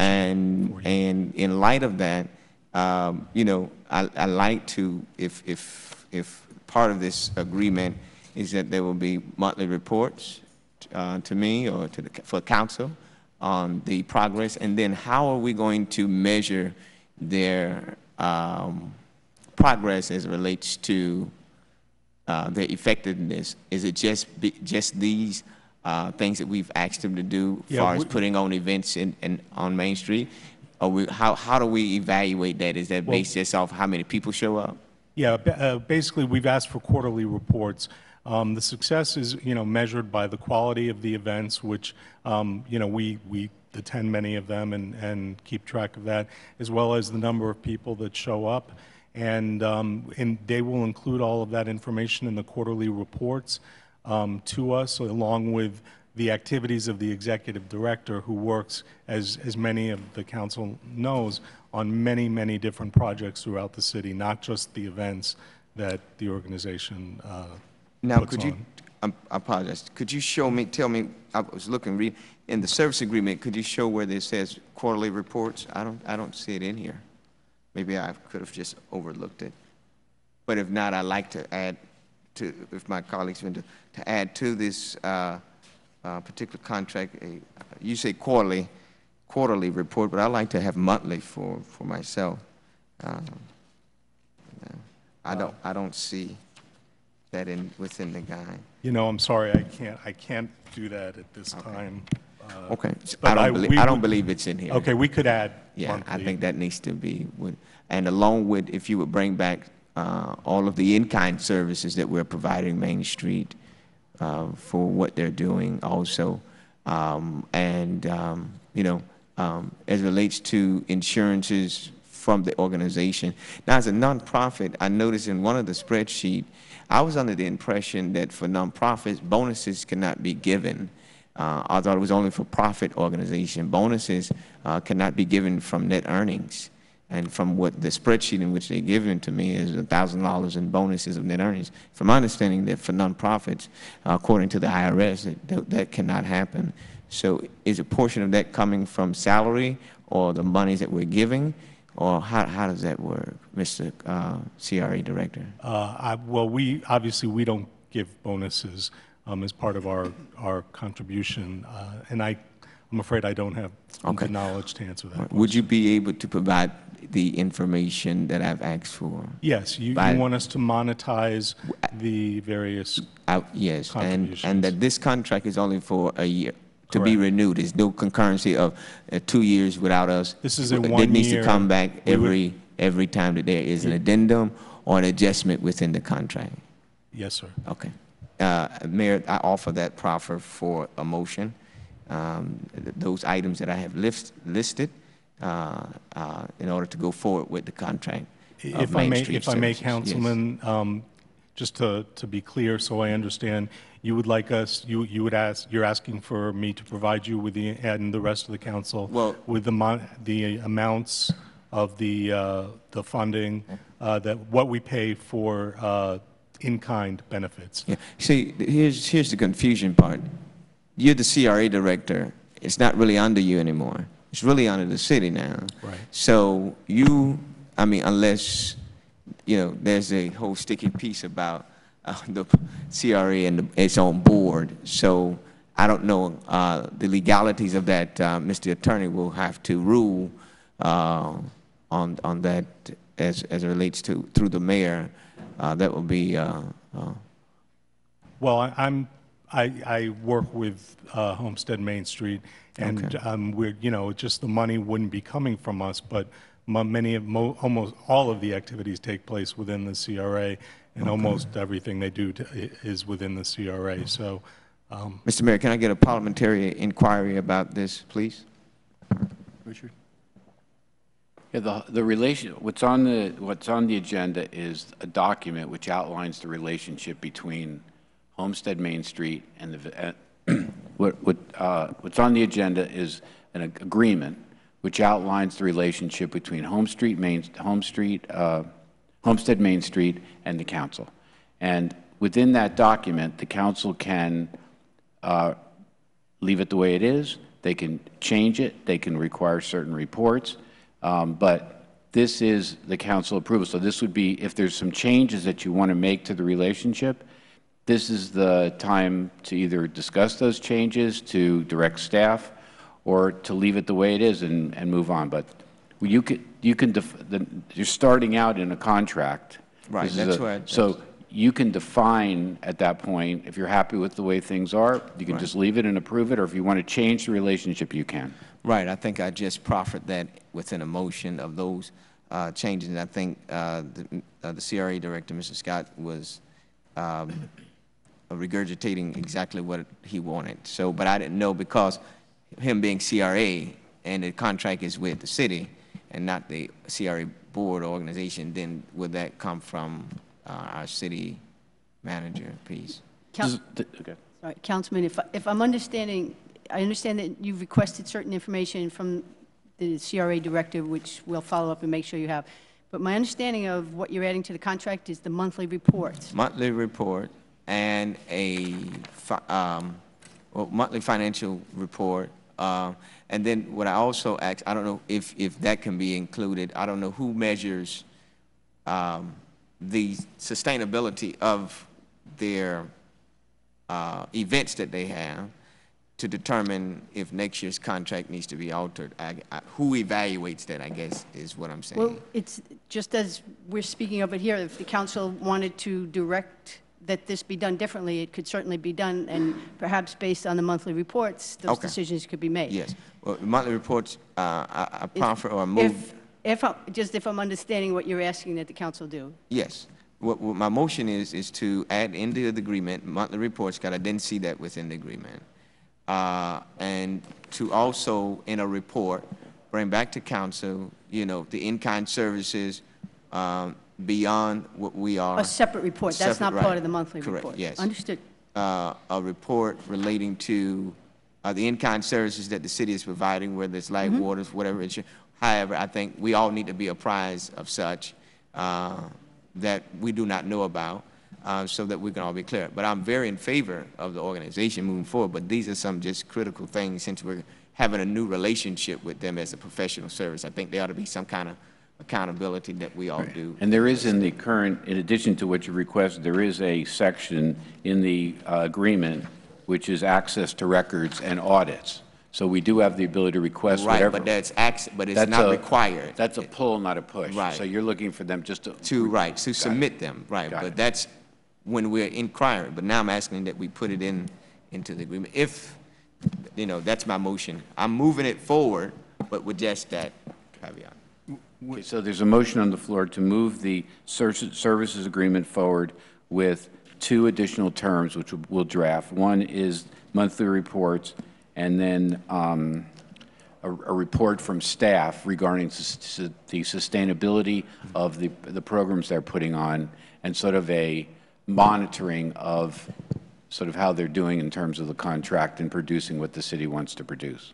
Right. Along with the in-kind services, whatever, that can be a one-time report, however much it is a year, you know, that is. So in the next year, when they come back and it's in the budget, it lists everything in kind and what the amount is, okay? Okay, there's a motion. Is there a second? Can I, Mayor, can I ask a question before the motion? I mean, some of the discussion. I got Mr. Shelley first. Okay, go. Mr. Shelley? Maybe move it if we don't have a motion in a second. We should get a second so we can I'll discuss. go to second the motion if that's the case Okay, for continued motion second by discussion. Mr. Milano. Mr. Shelley? Yeah, my only concern or question is I don't want the reporting requirements to be such a burden on the organization that it becomes difficult for the organization to then function. So the monthly seems like it could be burdensome. A quarterly seems more standard as far as how most organizations report, but that's something that maybe Main Street could weigh in on as far as the requirements that you guys would have to generate those reports.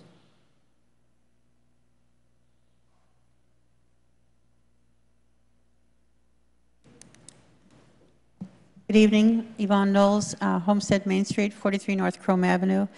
We do quarterly, we can do monthly, whatever the council would care for us to do. We do a monthly report for our board of directors anyway, a financial report, and be happy to make a copy of that and send it off to the city so they can see exactly the status each month of what our finances are.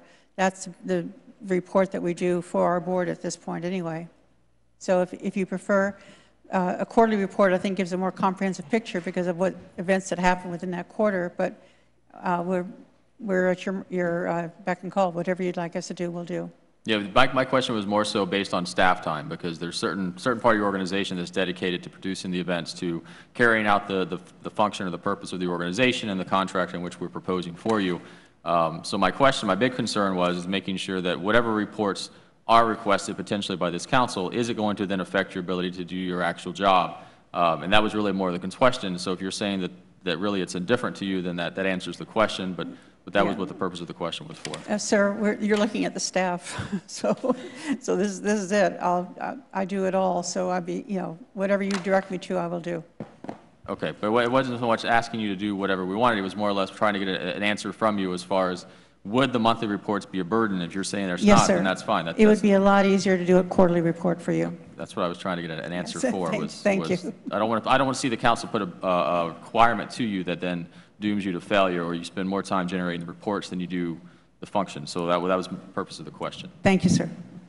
Mr. Maldonado? Thank you. I was actually going to ask them, Yvonne knows, I'll ask them, ask Ms. Knowles to come up and kind of give her stance on where she is in regards to this. I mean, I think he makes a valid point in the sense of it has changed in the function and how we are dealing with it, whereas before they were receiving grant monies through the CRA, and now as a line item, anytime that comes under the budget, I think people are going to ask us. And so I think there were deferred questions, and I just wanted to know her position on it in regards to what's been proffered today. I'm sorry, Councilman, I didn't quite hear the question itself. I mean, just some feedback on what was proffered and what was proffered tonight. How do you feel about it? I mean, and understanding the fact that, it's moved from something where it was you were winning a grant and you were under the CRA, but now under a line item, under the budget line item, it's a different. You fall now into a different category, and so with that, there's the accountability issue being under our budget. So, your feelings on those, your position. Well, quite frankly, I was kind of surprised with the statement that I was trying to. I don't know. My feeling about the grant process was we were taking money. We were competing against people who were more dealing with unique social service issues, and we have a very different profile with the Main Street program. We're working on a kind of a global program for all members of our community who come downtown. We're trying to get them to get excited and invested into the downtown district. The events are part of that. The other part of our program, of course, is going out, reaching out, and tying into Chamber of Commerce and various organizations, the Museum Board. We represent and are on Seminole Board, the Museum Board, the Chamber of Commerce Board, myself. So we have that linkage throughout our community, and we try to be a partner in all the things that are happening in the community. And I think the Main Street's profile has been always to get people to understand that we have an urban core in Homestead, that is downtown, that this is something we want to preserve, not only historically, but economically revitalize. And although the events are wonderful, and we've gone from when I first became Main Street Director in 2005, we had 200 to 400 people showing up. Now we've got 1,000 to 2,000 people coming downtown for our big events. And I think that really has re-energized the excitement and the interest in our downtown. When we talked to people about bringing the Seminole Theater back, they were talking about how that really is so important to revitalize our downtown, and we were advocates of that. We really are advocates for the downtown. In 2007, we put a petition together and asked to bring City Hall back downtown. So we're not just an event planning organization. We are working on many different levels, trying to bring people to realize how important the urban center of Homestead is, and that's in the downtown district. So that's really how I see our mission statement, and that's, to me, is what you're investing in. It's a partnership with an organization that is working very, very closely with the city and your professed goal of revitalizing and bringing Homestead Center back to the community. And so we work with you on many different levels. One of them is events, but on many other projects also. And I feel we've been a very strong partner with the city, and we are very grateful for the relationship we've had over the years with CRA, but I think working closely with the city and being part of the city's line item budget makes a great deal of sense. Does that answer your question, sir? It does. Thank you. Thank you. That's it, Mr. Maldonado. Mr. Shelley, then Mr. Williams. Yeah, I just had one follow-up, and that was, I meant to raise it when I had the question before, but I think historically, the Main Street has been a line item budget in the city of Homestead, and so it was only probably 8 years ago that it went from being a line item funded by the city to then being part of receiving funding by asking for it through the not-for-profit grant program, or et cetera. And so I think in other organizations or other cities, typically the Main Streets are a arm of or an extension of the city or the CRA at the time for the downtown. So they typically serve as that. For whatever reason, it was modified here, and so I think the idea was to go back, or the request was to go back to where it became an extension or an arm of the city versus being treated as a separate not-for-profit originally and then being given special treatment out of the other not-for-profits that had applied. I don't believe that was the intention. I think the intention was to go back to the original concept, although this time with better checks and balances to make sure that that we're getting the product and that we're working together and that we're getting what we need to help revitalize our downtown, since we're putting so much focus onto it. So I think historically that's where it was, versus saying that it's now being pulled out of the not-for-profit arena under the old process. it's really being restored back to what it was prior to being engaged or thrust into that process. Mr. Williams? Thank you so very much. Thank you, Mayor. And to my colleagues who have had some very valuable comments. My point is, one more time, is that it is to move the item forward, number one. Number two is to provide the initial reporting. She obviously said that it wouldn't be a problem because she does it anyway for her main board. And then she said that it would be to do it quarterly. So I don't know which is it, Yvonne? You're going to do it monthly or quarterly so that we can move this forward, or I can. If I would request one or the other, I would request a quarterly report, sir. Okay, thank you. So then, if that is the case, then I don't have a problem moving to quarterly. Now, let me address a few things that were said. And one was surprise of the statement. Obviously, I didn't write the background of the supporting document that the CRE person put in here to describe why you're not in the nonprofit organization competitive process anymore. So it raised a red flag when it indicated such, because I'm thinking, well, there are other valuable nonprofits. How do they proffer themselves to the city to be a line item? Number two is, or number three is that it was during the time of a previous council where Main Street was strictly taken out, period, because of the number of fact that they could not be sustainable. There was no other process of them getting grants or anything else, and the city at that time of the current leadership felt that they were an unsustainable organization being a nonprofit, and that their sole sustainability was the city in order to get funding from. So whether or not they were in and out, it really doesn't matter to me either way. They're in now, and they're in this process, and because the contract is coming before us, I wanted to see, number one, to allow to see where they're housed, how much money is being allocated towards deferring costs, because they're not paying utilities or a fraction of it.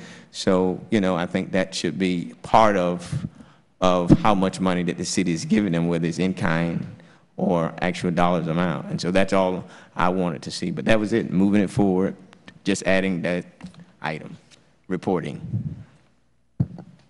Any other? And with Mr. that, Maldonado? Yeah, just one question. Those are the items that the councilman's asking for, something that the city would give us that information? We can certainly follow up on it, Councilman, Okay, yes. so it wouldn't be really them? Yes, well, I just have one question, Councilman Williams. With regard to the financials that you requested and the spreadsheet wasn't sufficient, there's more information you want there as well, correct? correct. Have you seen the? No, I have not. Okay. It just came to my attention Yeah, okay. an hour Yeah. before the meeting. But we can follow up on that as well. Yes, And to answer your question, Councilman Maldonado, yes, we can follow up with Main Street. Okay. Any other questions from council? Now, the motion, Richard, let's go again. Now, the motion is to approve with. There's really two parts of the motion. Right. The first part is an amendment to the contract, which requires quarterly reports. Monthly. And in a form acceptable to staff that gives council the information on a quarterly basis. Right. That's what's going to be included in the contract. There's a direction to staff to provide all the background information dealing with in-kind contributions, where they're housed, all of the background information, and also a direction to staff on probably an annual basis or however you want to do it, to basically evaluate the job that Main Street is doing to determine whether it's sustainable and whether it's accomplishing the purposes for which the council is paying them. Right. So there's one amendment to the contract and two directions to staff. Yes, that's it. And the amendment to the contract is quarterly reporting? Which Quarter- I thought- yes. Quarterly. That's what you requested. I changed it to quarterly. I was Okay. trying to be amenable to Okay. my colleague. Okay. Any questions? There's a motion and a second. All in favor? Aye. Opposed? Motion carries. Now that's passed through. Yes. Back on. Okay, so now we can go to next item. Consent item, did we actually pass the consent agenda? I don't think so. We passed the consent agenda? No. We did not. We need a Okay. motion to pass the. Is there a motion and a second? Second. Consent agenda? All in favor? Aye. Motion carries. Quasi-judicial. Public hearings, Mr. Attorney. Yes, please be advised, the following items on the agenda are quasi-judicial in nature. If you wish to comment upon these items, please indicate the item number you would like to address when the announcement. If you wish to comment upon these items, please indicate the item number you would like to address when the announcement regarding the quasi-judicial item is made. An opportunity for persons to speak on each item will be made available after the applicant and staff have made their presentations on each item. Swearing in, all testimony, including public testimony and evidence, will be made under oath or affirmation. Additionally, each person who gives testimony may be subject to cross-examination. If you do not wish to either be cross-examined or sworn, your testimony will be given its due weight. The general public will not be permitted to cross-examine witnesses, but the public may request the council to ask questions of staff or witnesses on their behalf. Full agenda packet on each item is hereby entered into the record. Persons representing organizations must present evidence of their authority to speak for the organization. Further details of the quasi-judicial procedures may be obtained from the clerk. In accordance with Code Section 2-591, any lobbyist must register before addressing the council on any of the following items. At this time, council members must disclose any ex parte communications they've had concerning these agenda items. Hearing none, at this time, the clerk will swear in any persons who wish to testify on any of the quasi-judicial items. Please stand, raise your right hand, and repeat after me. I, please state your name, hereby swear or affirm that the information I present shall be the truth and nothing but the truth, so help me God. Thank you. You may be seated. Tab 14.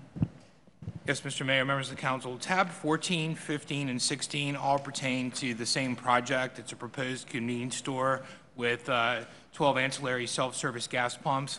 I can introduce each one of these items. We can have a public hearing collectively, and you'll just take a vote separately on each item. Okay. The first, tab 14, is a resolution of the City of Homestead, Florida, approving a special exception requested by Equitas Management Group, LLC, to permit a convenience store with 12 ancillary self-service gas pumps located at the southeast corner of US 1 and Maury Drive, totaling approximately 2.39 acres, as legally described in Exhibit A, and providing for an effective date.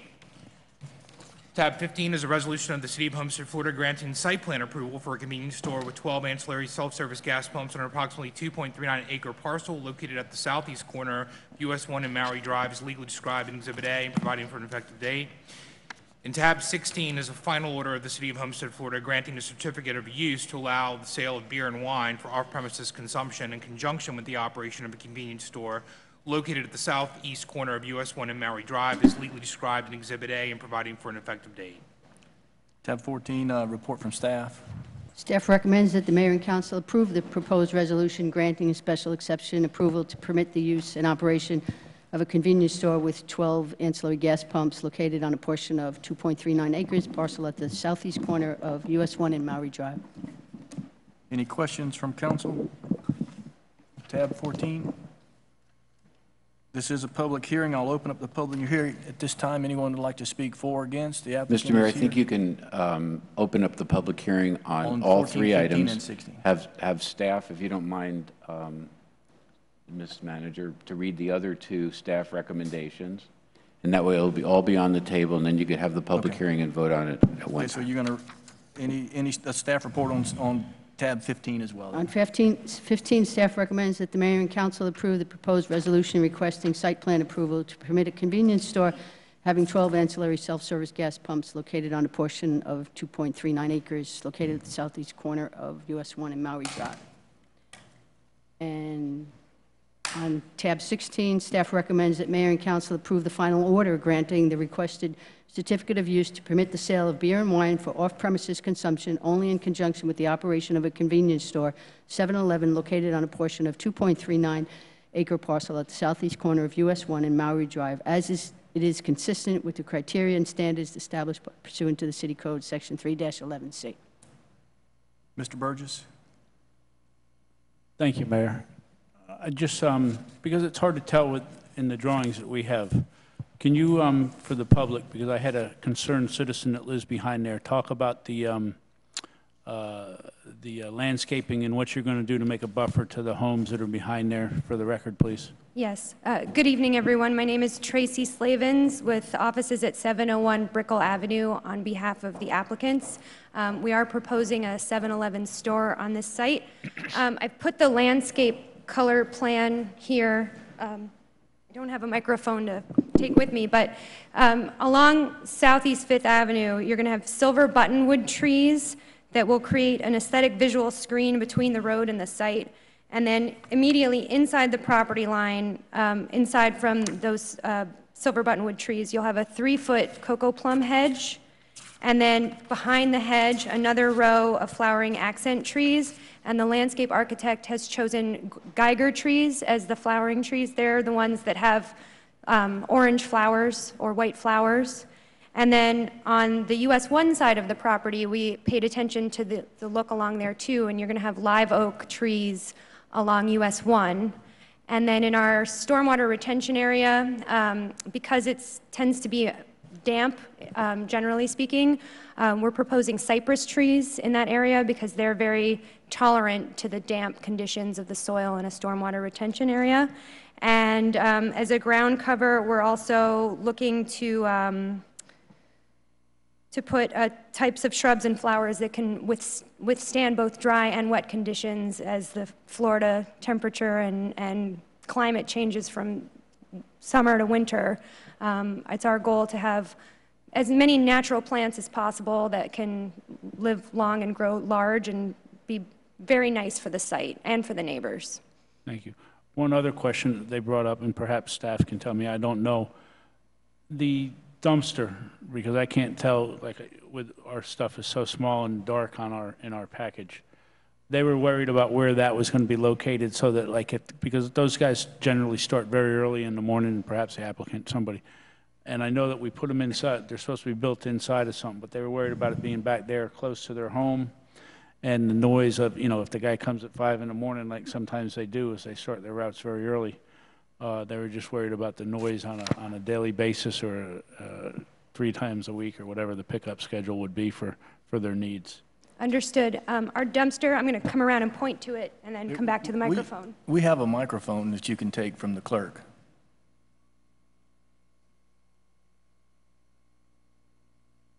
And Michelle, they will have it boxed in, correct? They do have a...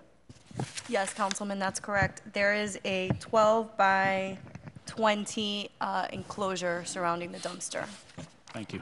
Thank you. And I'm going to point to it here. It's actually on the south side of the building, so it's not against our property line on 5th Avenue. They won't be able to see it. Okay. Thank you very much. Thank you, Mayor. Yes, sir. Mr. Roth? Yes.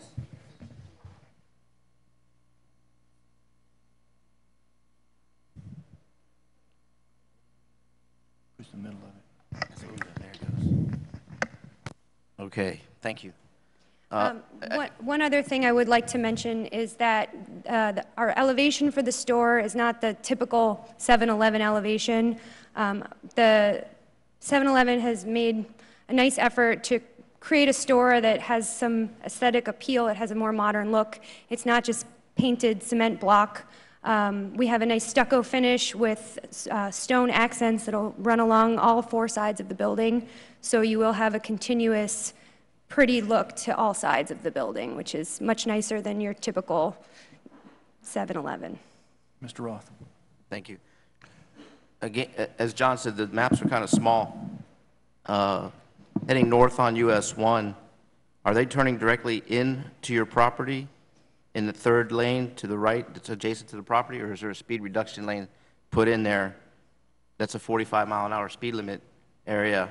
And I've seen some problems in Florida City with the racetrack in the same position. And also it took me a few minutes to figure out there's an exit on 5th Avenue. And at this point, I think 5th Avenue is a one-way road heading south. It is. So that would be redirecting traffic around that area. Is there any plans to expand that road so they can exit and go north? Or those are my 2 questions. Councilman, as part of the site plan, moving forward next month will be a right-of-way dedication, and the applicant proposes to complete the improvements to Southeast 5th.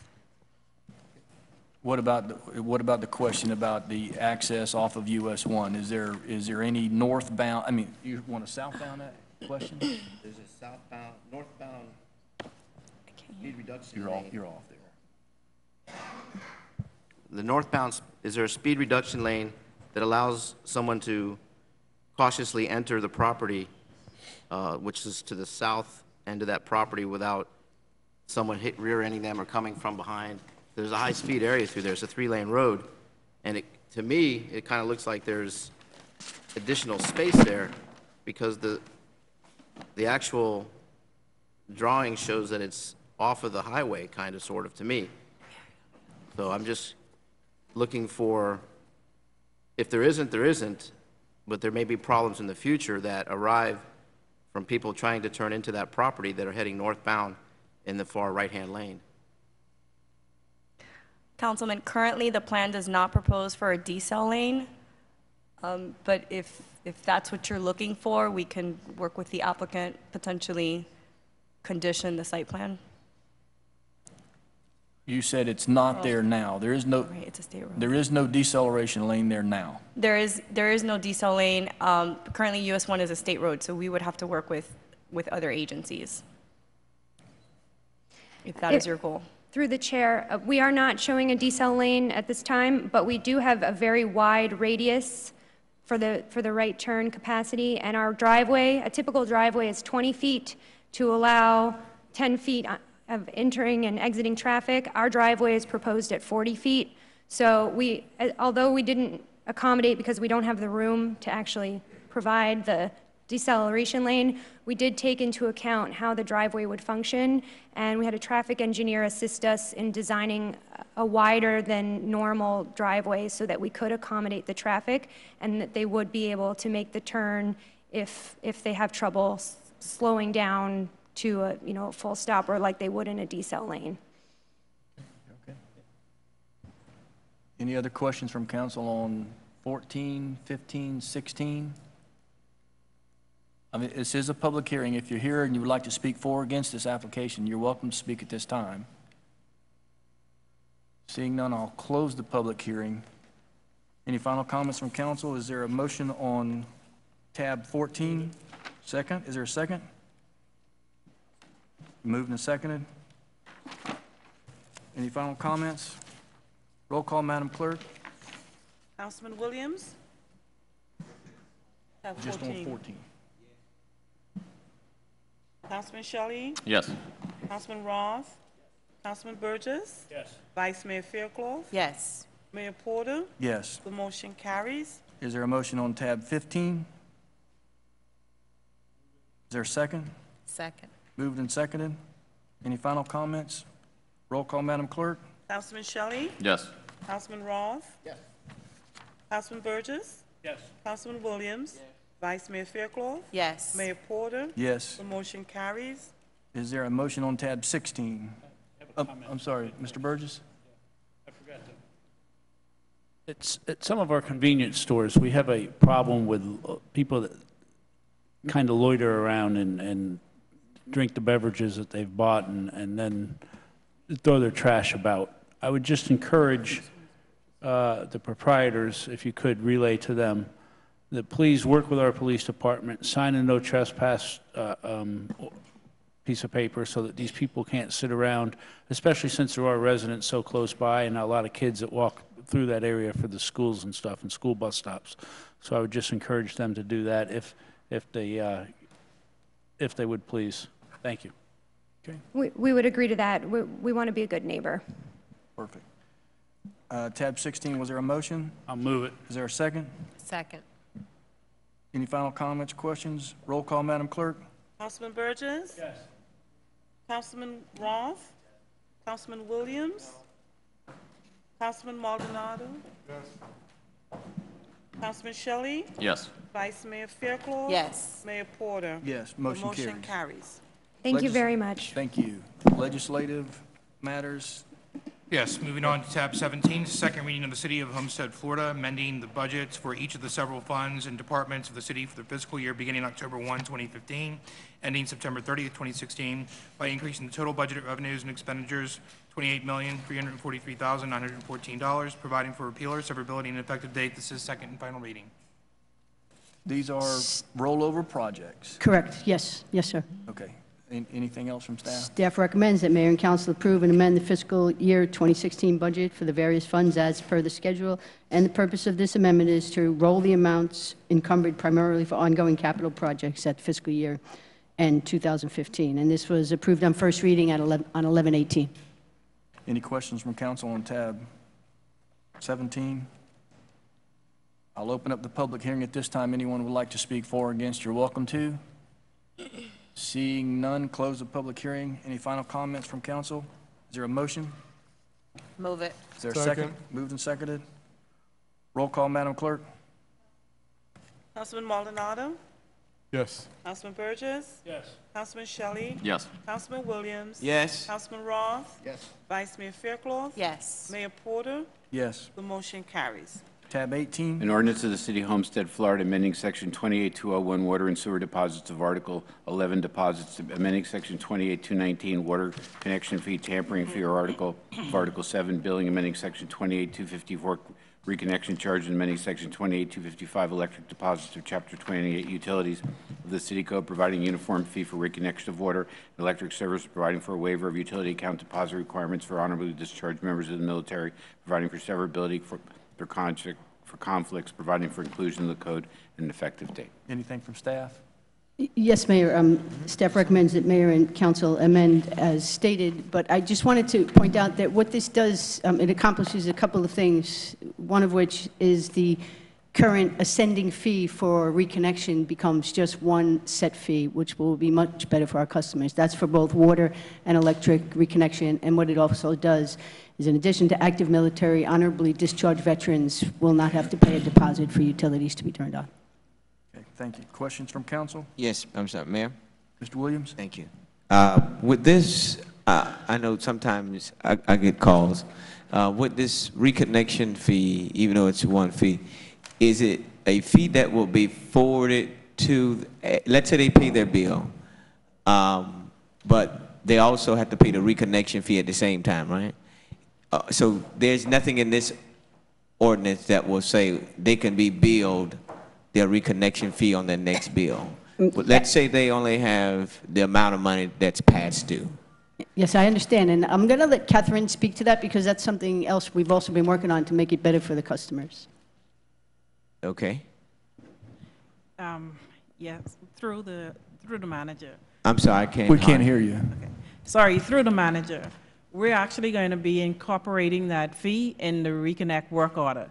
And so in effect, it will be billed on the next bill as opposed to having to pay it up front. Okay, yeah, that's what I wanted to see because I think, you know, persons who, economic challenge at the time, you know, they may have the money for their past due bill, but then they say, oh, you need to pay this reconnection charge. They say, well, I only got this. And so if that can be done, I'm not, is it in this ordinance written as that, or can? It's not written in the ordinance, but it's what we are going to be doing as part of our So how is it going to come procedures. back so that we could vote on that so that, you know, that the reconnection fee will be part of their next billing cycle? Or put on their next bill instead of? As a matter of procedure, we can do it. I don't know that it would have to come back as a policy decision because that's something we're already putting into effect to make it easier for our customers. But changing and putting it in the ordinance will make it law.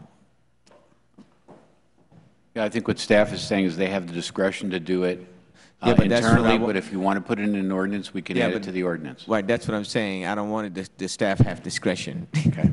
I wanted that in these economic challenge times that that, you know, that the bill, that their reconnection fee could be done or posted on their next billing cycle. So, you know, whatever money they have to pay the past due balance will not continue to hinder them for that. Can that not, well, I mean, I don't know how to. Right, we can put it into the ordinance. I was going to ask staff whether this is, because the paragraph needs to be written correctly so that we do it right, and I don't have the ability to do that at the moment. Is this time sensitive, or could we have it with the new clause ready for our January meeting? Would that be? We wanted it for January 1st, but You can start doing it administratively whenever you were trying to do it, but Councilman Williams wanted to codify in the ordinance so there's not another interpretation later. okay, that's fine.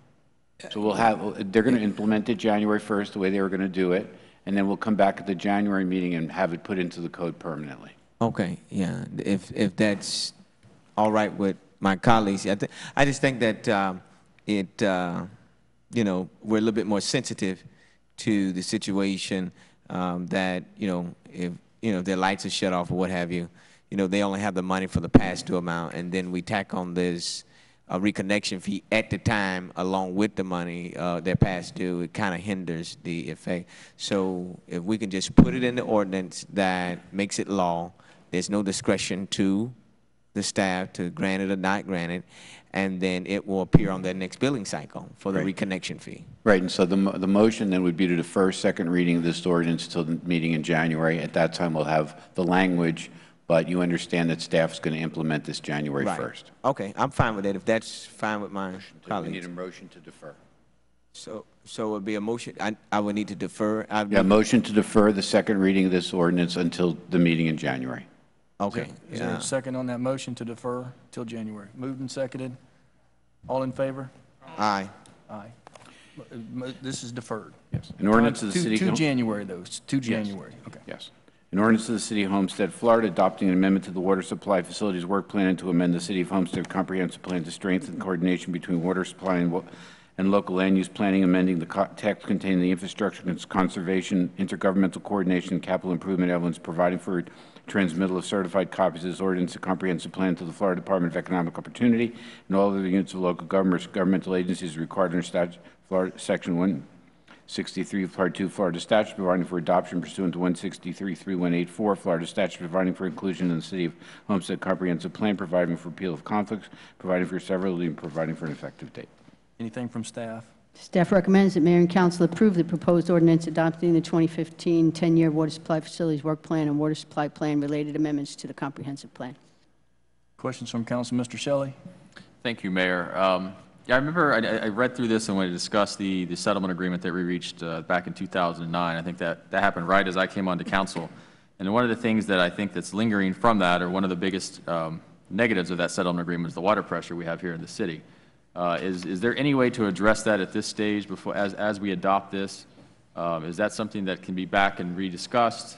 I know that there were certain things that obviously if we could do and it could accomplish, then we could have more control over our own water pressure and some of the other things that we do.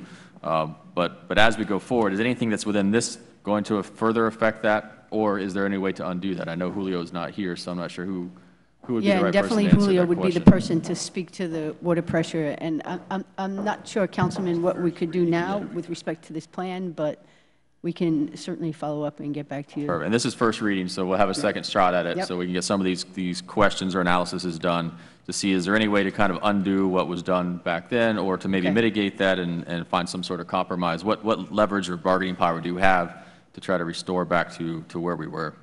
That's all. Thank you. I have to agree. I mean, I think that when you look at this holistically at how it affects development, if you can't get much over water to the third floor of anything. So it's going to get to be serious where it starts affecting our ability to go vertical. So I think we definitely need to get our arms around it. Okay, will do. So I mean, every time we have an event at the racetrack, we have to go through this. What do we do to get water pressure to the Champions Club? What do we do to get water pressure to the 6th floor? It's really, really a problem. So I think it's serious. I know everything. This is very critical, very, very critical. Okay, we'll follow up and be prepared before second reading, Mayor. Councilman. Any other questions from council? I'll open this up as a public hearing. You're welcome to speak on tab 19. Seeing none, I'll close the public hearing on tab 19. Any further questions from council? Is there a motion? Is there a second? Second. Moved and seconded. Roll call, Madam Clerk. Yes. Councilman Maldonado. Yes. Councilman Shelley. Yes. Councilman Burgess. Yes. Vice Mayor Faircloth. Yes. Mayor Porter. Yes. The motion carries. Tab 20. Resolution of the City Council of the City of Homestead, Florida, supporting an increase in federal funding for the Low-Income Home Energy Assistance Program, providing for implementation, providing for an effective date. Mr. Burgess.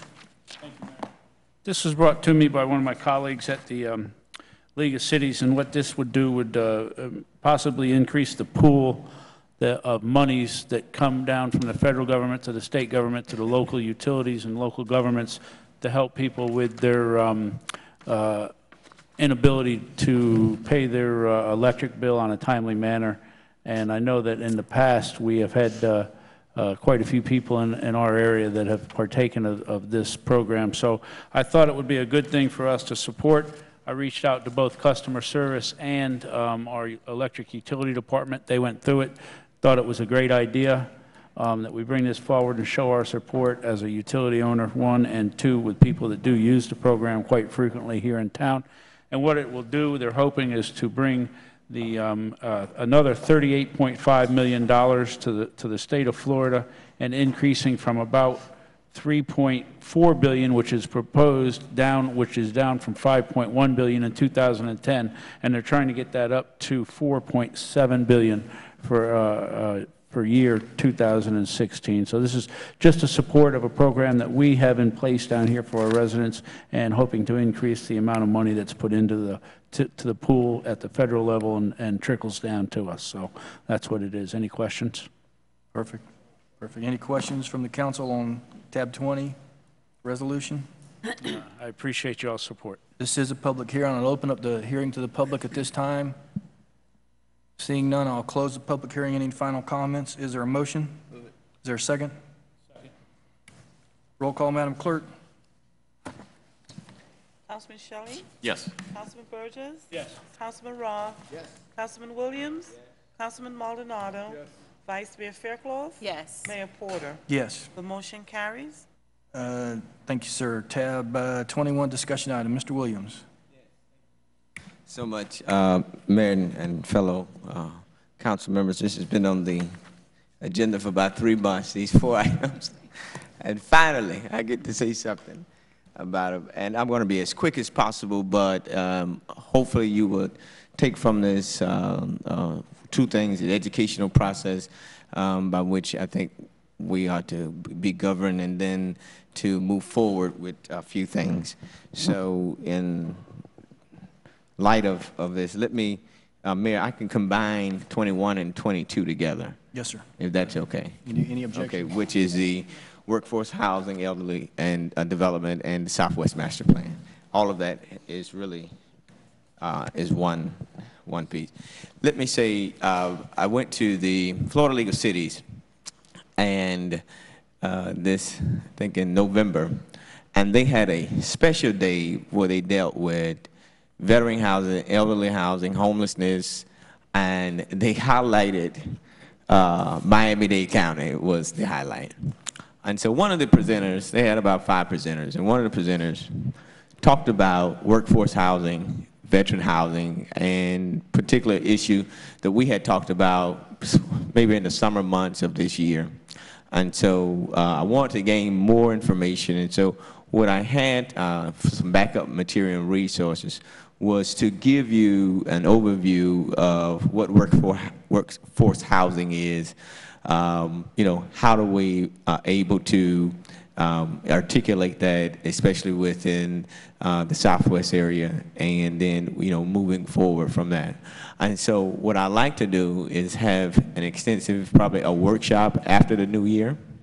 One of the presenters, she's a PhD out of Florida State. She works there's a trust group that works and travels around with the Florida League of Cities, and she will be, and her team will be interested in coming to present to the council, if we allow her to, about housing, workforce housing, you know, veteran housing, how, you know, those components of mixed use, and how it's done across the state. And so it doesn't cost the city anything other than us to say yes, that we're going to have a workshop on the housing issue. And that way, I feel that it would be, fair across the board. You have somebody that is specialized in it from academia who does this every day through the Florida League of Cities, which is, a substantiated organization that we all recognize to be very good. So that's the first part of it. Then the second part deals with tab 22 on the Southwest Master Plan. And if you all would just indulge me for a moment. Mayor, not to interrupt, but before he leaves tab 21, can I make a comment? Yes. Mr. Burgess, go ahead. Thank you, Mr. Williams. As I was reading the documents here, transportation is a big part of what they sell with this housing. So as we do that, perhaps we could get somebody from the county to come down here and tell us how they can help us to improve our transportation. Right. If we were to bring this type of housing down here. Right. Because, that's one of the things that That's the whole big, right. clearly about in here is how it's transportation and being able to get to places to work. So we need to make sure that we have everybody on board. So if we're going to do a workshop, I think maybe perhaps reaching out to the County Transportation Board might be an idea too. Absolutely. If the board, if so, I will ask if we can get with staff, or I get with staff to perhaps set up, to talk with the representative from Florida League to get them to contact after the holidays, of course. That will be convenient for, all of us here at some point in time. I would try to reserve an hour and a half, something like that, to really have a real discussion, a real dialogue, for them to present, and then, we go from there with a plan of action.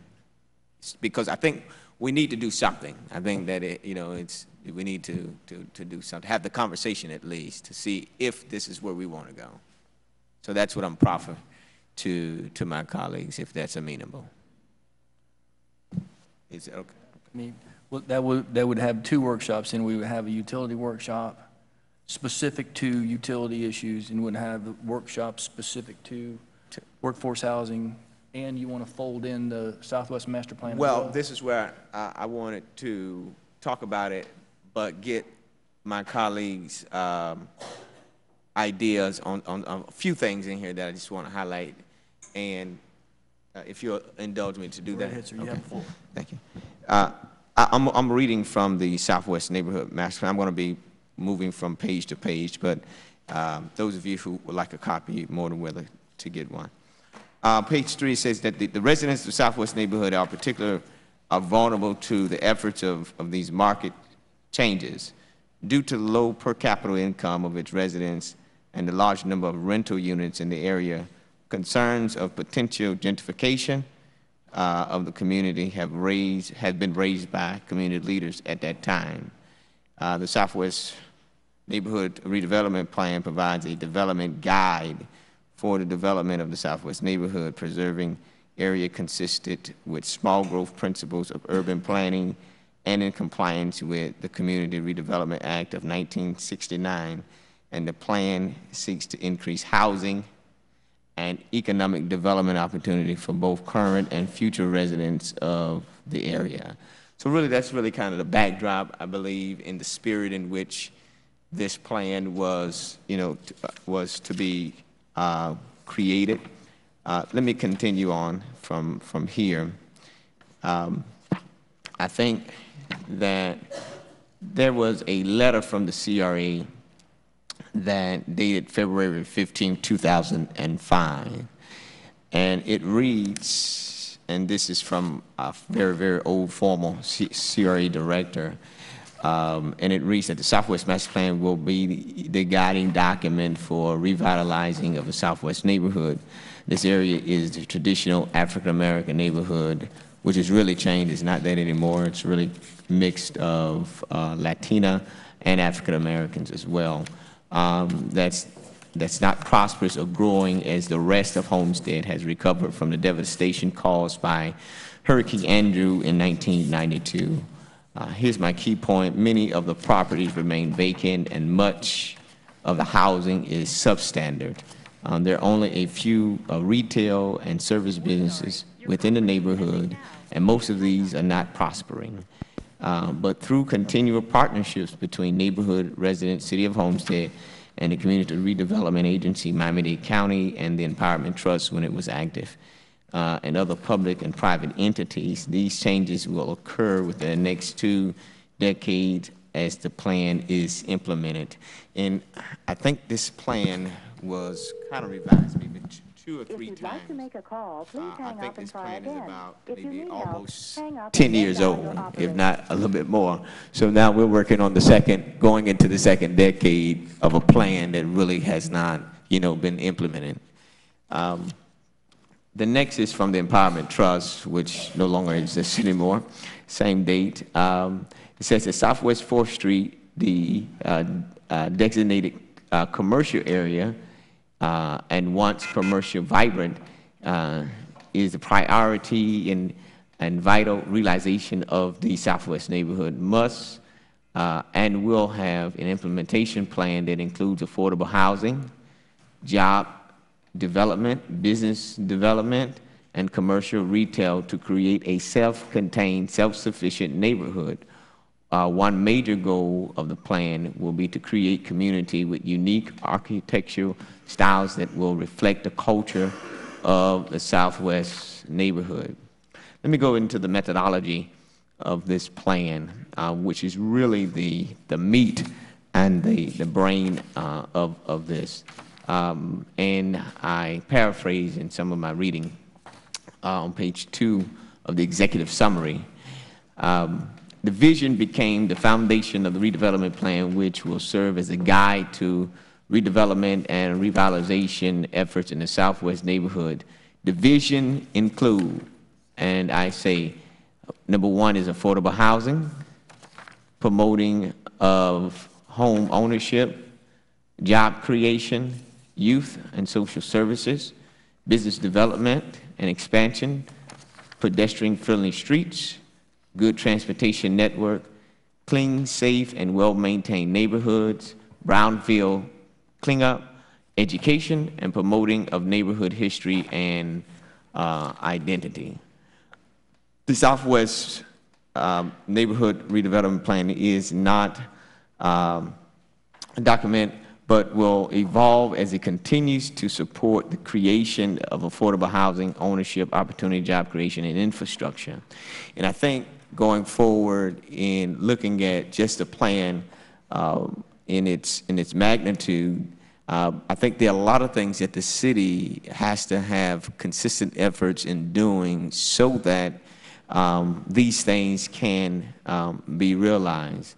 And I think in looking at a lot of plans, they're just that, they're just plans. But if we don't have anybody to execute the plans, and I think that's where we have perhaps the concept, the methodology of it is great on paper, but then there was no consistent follow-through to ensure these things to happen.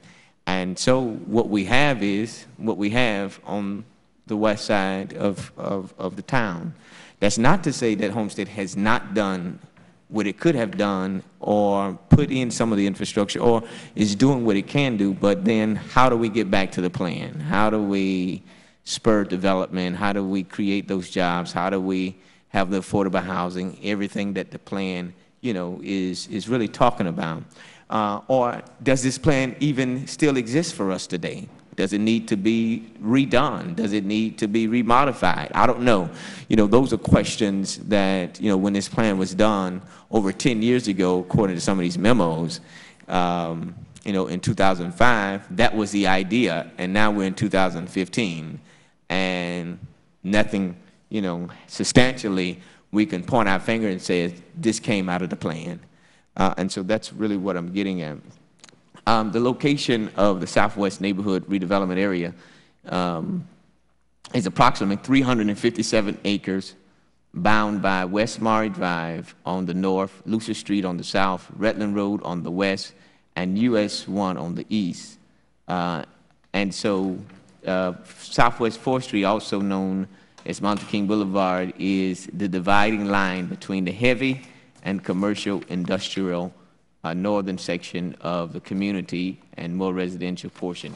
Let me get to where I'm going with this, because at the end of this particular strategy or goals and objective, they list some things that I thought was very interesting, and I'll just highlight those and then be open for comment or discussion on this if the mayor will allow it. One, they say the number one goal is to eliminate of the conditions of blighted current found in the Southwest neighborhood portion of the CRA.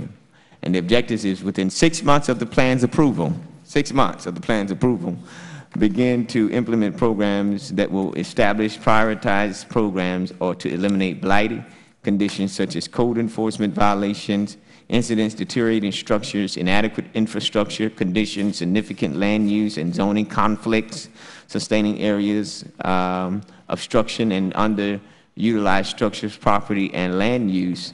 Number two, begin the acquisition and environmental cleanup and remediation of those industrial sites within the Southwest neighborhood that have been determined by Department of Environmental Resources or Durham and its consultants to be contaminated and are therefore advisedly impacting the residents of the community. Goal number two was to adopt of the redevelopment plan and program that the comprehensive enough to promote a continual process. Here's the objectives. One, to develop and implement a program within a 10-year period. Well, we're going into 2016. That will change the image of the Southwest neighborhood portion of the CRA from experiencing a decline of residential and business vitality into one respected for the community of purpose and pride. Here's their one other thing that they highlight. That was goal objective and goal objective overview. Number four is land use, is to phase out obsolete structures, land use conflicts, and non-conforming land use while enhancing residential, retail, industrial, commercial, civic land use, and others. To identify and carefully analyze the potential reuse of all sites where functioning structures and non-conforming use exists. Goal number five, capital improvements. Optimizing the capital improvement operation and maintenance costs of both the City of Homestead and the CRA to overall benefit of the residents and businesses within the city. Goal number six is the residential participation, assuring that every qualified resident or business owner within the CRA has a chance to participate in opportunities resulting in redevelopment process. Number seven, safe, sanitary, and affordable and adequate housing. It says that eliminate the deficiency of safe and suitable low and moderate income housing in the city, promote a home ownership, corrective of residential structures and provisions to the greatest extent possible, sizing houses that meets the residents' needs and improve their quality of life. And I think that is it that I wanted to just really kind of highlight out of that. But the strategy was jobs and pathways. Two, building in the zone. Three, growing new businesses. And four, people and places. As many of you perhaps have gone through there, looked at some of the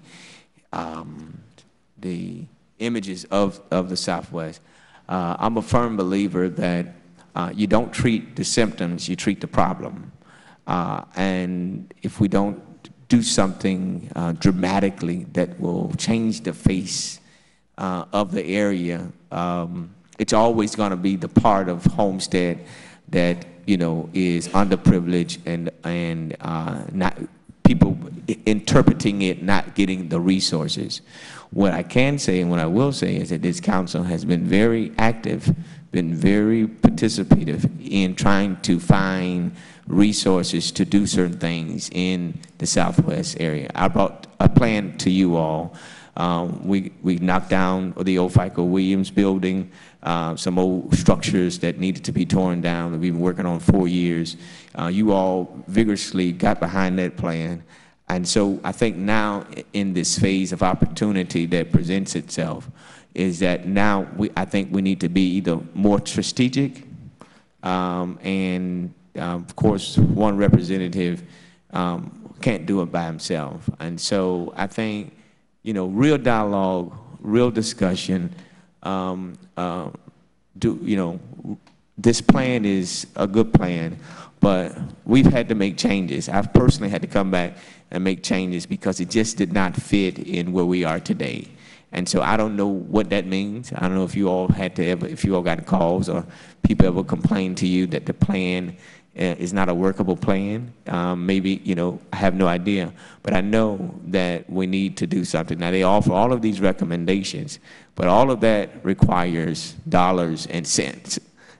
And so I think in prioritizing going forward, what can we do to at least put the shovel in the ground to spur something that's radical, something that, that the residents can be a part of, take a part of.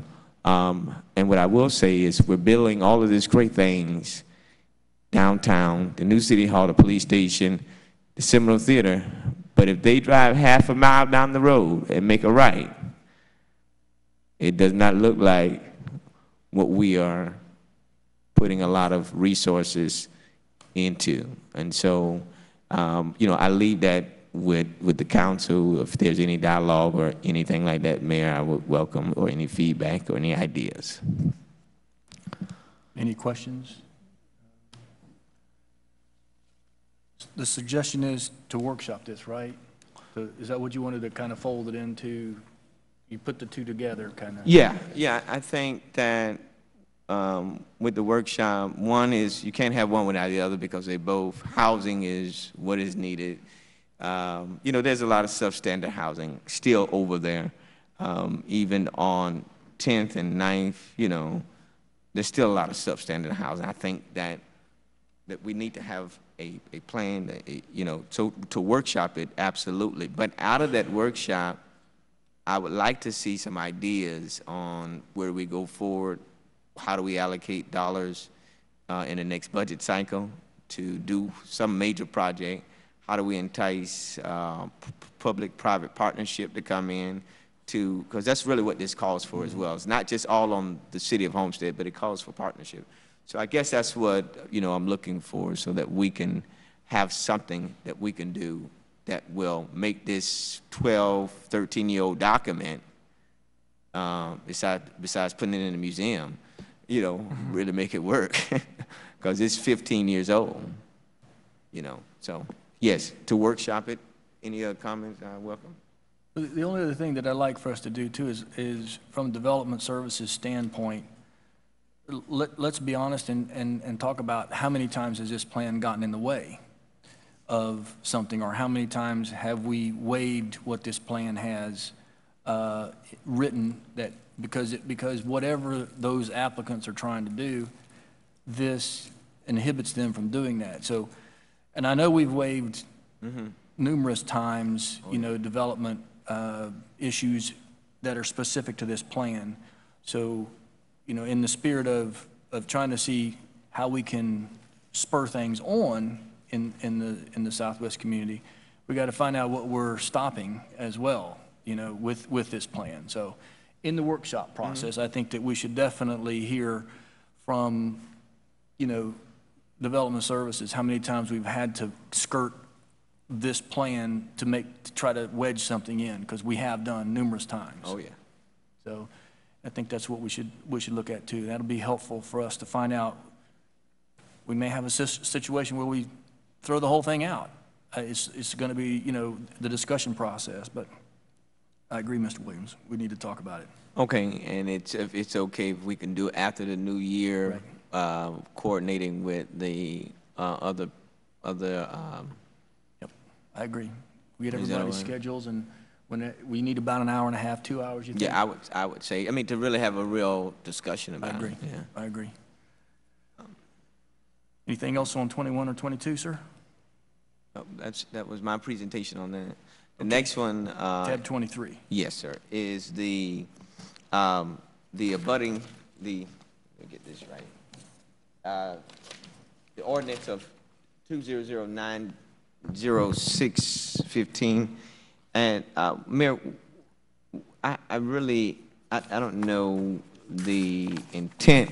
I mean, I read the intent of this ordinance, but in some areas of the Southwest, it's really very difficult for this ordinance to be maintained. I'll give you a key example. There's some alleyways, clear example, where you have vacant houses or vacant apartments on 7th, and you ride through the alley there, and I mean, you can tell it's just not being kept up. You know, I think when the ordinance was done, in the spirit of it, it was to for the entire city to make the entire, persons who had property accountable, so that would bring relief from the city of not trying to cut and repair and all of that kind of thing. But within the area in which I'm serving in, it's just, I find it not being a good solution, because most of the time they're being fined, and then property owners, they don't even live there anymore. So we end up cutting it anyway. It's really, it doesn't, in some areas within the Southwest, it just doesn't work. I don't know how we can modify this or what suggestions there can be from staff, but I wanted to bring this ordinance back up because it is, it's not being regarded as to taking care. I'll give you a clear example. Right there on 4th Street in the community, Fannie Star Homes community, the gated community, well, they don't have a homeowner association, right? But they're on the outside of the property, of the fence, the grass grows extremely high. And even though we invested all of that money down on that side of 4th Street, it looks like it just, it's right next to FICO Williams. It's just sore eyes. So in meeting with the property owners or trying to get them to take responsibility, sometimes they do it, sometimes they don't. They have inactive, HOA, and they paid money into it, but they never got the services.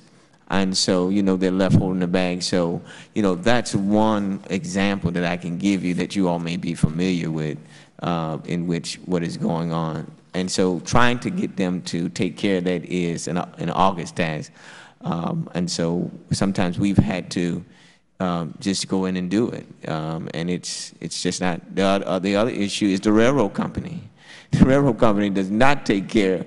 They come and cut once a year. Am I right, Richard? They have once a year. And if we didn't cut, if the city did not maintain the property on 10th Street where the railroad tracks are, they will be as high as the buildings. That's their property. Their property. But, how do we can't, they have their own rules. So how do we fix that? I'm not saying recreate this whole ordinance for the whole, but in some areas within my area, it's not, it doesn't work. So I welcome discussion on that, or how do we go forward with that? What can we do? Because it's really frustrating. Because the city can't do much because it's private, whatever, and they're supposed to do it because it's the budding property of it. So I don't know. Mr. Shelley? I just wanted to echo Councilman Williams' sentiments. I know we had this discussion at a prior council meeting as well. And the same issues that you have in the Southwest, we have in the Northwest. Okay. We have some alleyways. We have some other areas where it's really unfair to require a property owner to defend what is essentially city right-of-way, that they can't fence in, they can't block off, they can't keep people from dumping in the alleyways. Yet once it happens, it's their responsibility to clean it up. And if they don't, they get a citation from the city of Homestead, and they get fined for it, yet they have no way of putting a fence up so they can defend it. So there's a couple of places in the Northwest, or many places in the Northwest, just like in the Southwest, where, this ordinance doesn't make sense. It's not fair. It puts a lot of burden on the resident for what should be a city responsibility, including cutting up the grass and some other things. And so I would like for it to be really looked at. I understand there's a financial issue that'll come up. I understand it's going to cost money potentially to undo parts of this ordinance, but I do agree that a lot of it's unfair and needs to be addressed, so that we're not unfairly putting the burden on our residents for a city responsibility, a city task. Yeah.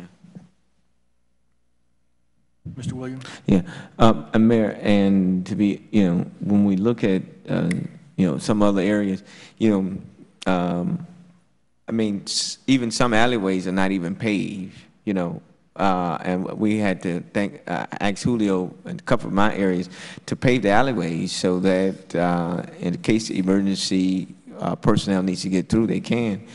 And but it's just not being kept up. So hopefully, do we bring this back at a workshop, or do we? What we Councilman Michelle and I, we're having problems within our area with this. So how do we want to get with development services? What is the perhaps recommendation? Mr. Shelley, and then I'll get the manager. I was going to say, I don't know if we need necessarily to workshop this one, because we have a lot of workshops that are starting to pile up. I think this is one where I think it's going to come down to a dollars and cents thing. I think this is something where the city staff is going to have to put together what that means financially to the city. And if it's a large number, then we're going to have some tough decisions. If it's a smaller number or something to that effect, then maybe the council as a policy decides to move it forward. But I think it's something that we can bring back and make decisions on once we have the facts. Yeah, I agree, Councilman, because I don't know the extent of when you say it's unfair, if that's the alleyways, if that's the swales. I think what we'd have to do is have both code and public works follow up to get an understanding of what we're looking at and what kind of costs it would be to the city, because there may be something that is something the property owner should do, but what's fair in all parts of the city. I don't know the answer, but I think we could certainly follow up with our departments. Well, and I would think that Julio was here at that time and would probably have some feeling as to the intent, what the intent was when this was crafted, and possibly. Right. Mr. Shelley, I'm sorry, did I take the floor?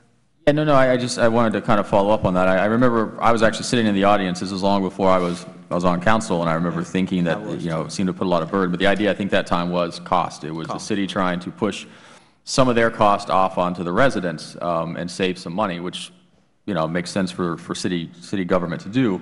But it doesn't always result in a fair result. But I think the other thing, too, that was discussed in the Northwest at one time was actually releasing these alleyways to the property owners. And so if we didn't need them for right-of-way access any longer, then we could actually release them to all the various property owners, and therefore they could then have the ability to fence that in. And then it became fair because now they actually own the property. It was their property. They should defend that property or protect it or cut it or whatever it might be. And so that was something that was looked into, but then never followed up on. So that was one of the solutions that was possibly out there for the alleyways.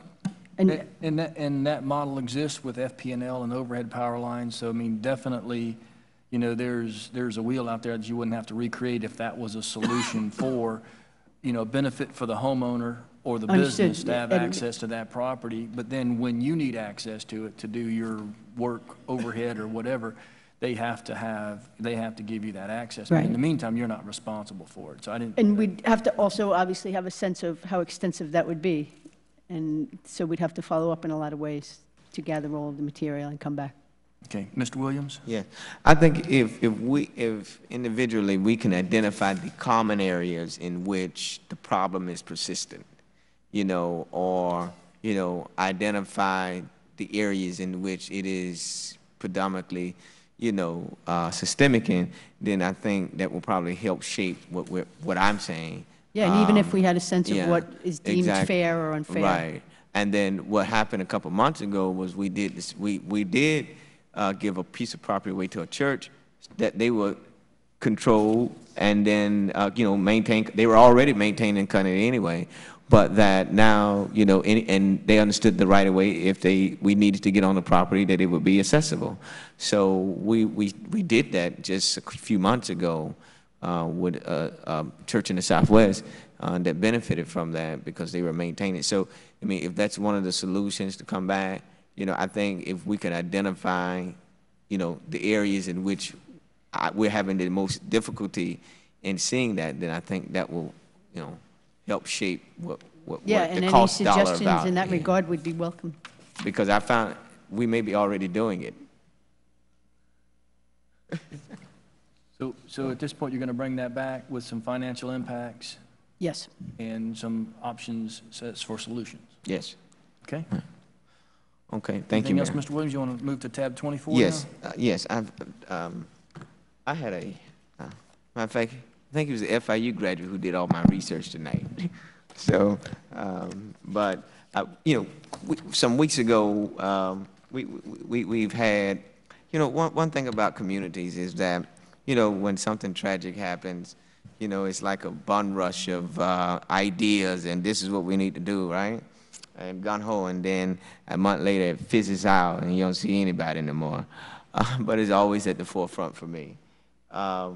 But what I did was, and I think I included into some of y'all, I hope, maybe I did not. But what I did was I did some studies on curfews, and I looked at the Miami-Dade County curfew, and this is as it relates to juveniles.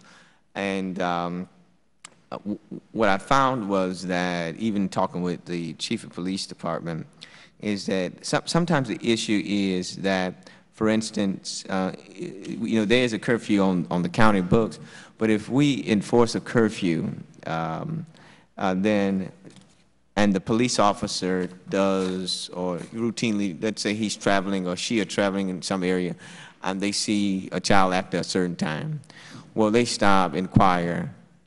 They have to call the parent or guardian. They can't get a hold of the parent and guardian. Then they have to keep the child until they can find them.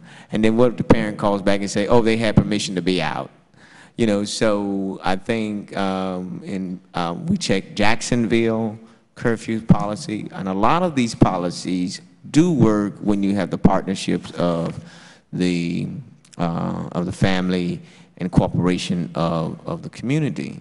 And so what I'd like to do, Mayor, for more deliberation on this item is to refer it to the Community Relation Board. I think they would probably be the most appropriate board to do some more research and probably come back to the council and to the mayor, to the body, to provide what their research or recommendations could be as part of one of their, I think, responsibilities. Because it's really a community issue. It's not just, you know, the Southwest issue or anything of that, but it's a whole community-wide issue. So, Mayor, I'd like to defer that just for them to talk about that board. That way it removes us out of the political, you know, process of that. They can look at it in an objective way and then just bring back some kind of written report to say what their recommendation is. That I'll ask the liaison if that's okay. Yeah, Mayor, that's fine. I mean, I'm hearing what the councilman is saying, and we've had this discussion about what our role is and how we work with the community as a community relations board. We have both representatives from Florida City as well, of course, of Homestead, and we got a good group of folks that I think are willing to work on this and discuss the item and bring back something of discussion and of substance. So be more than willing to work with them.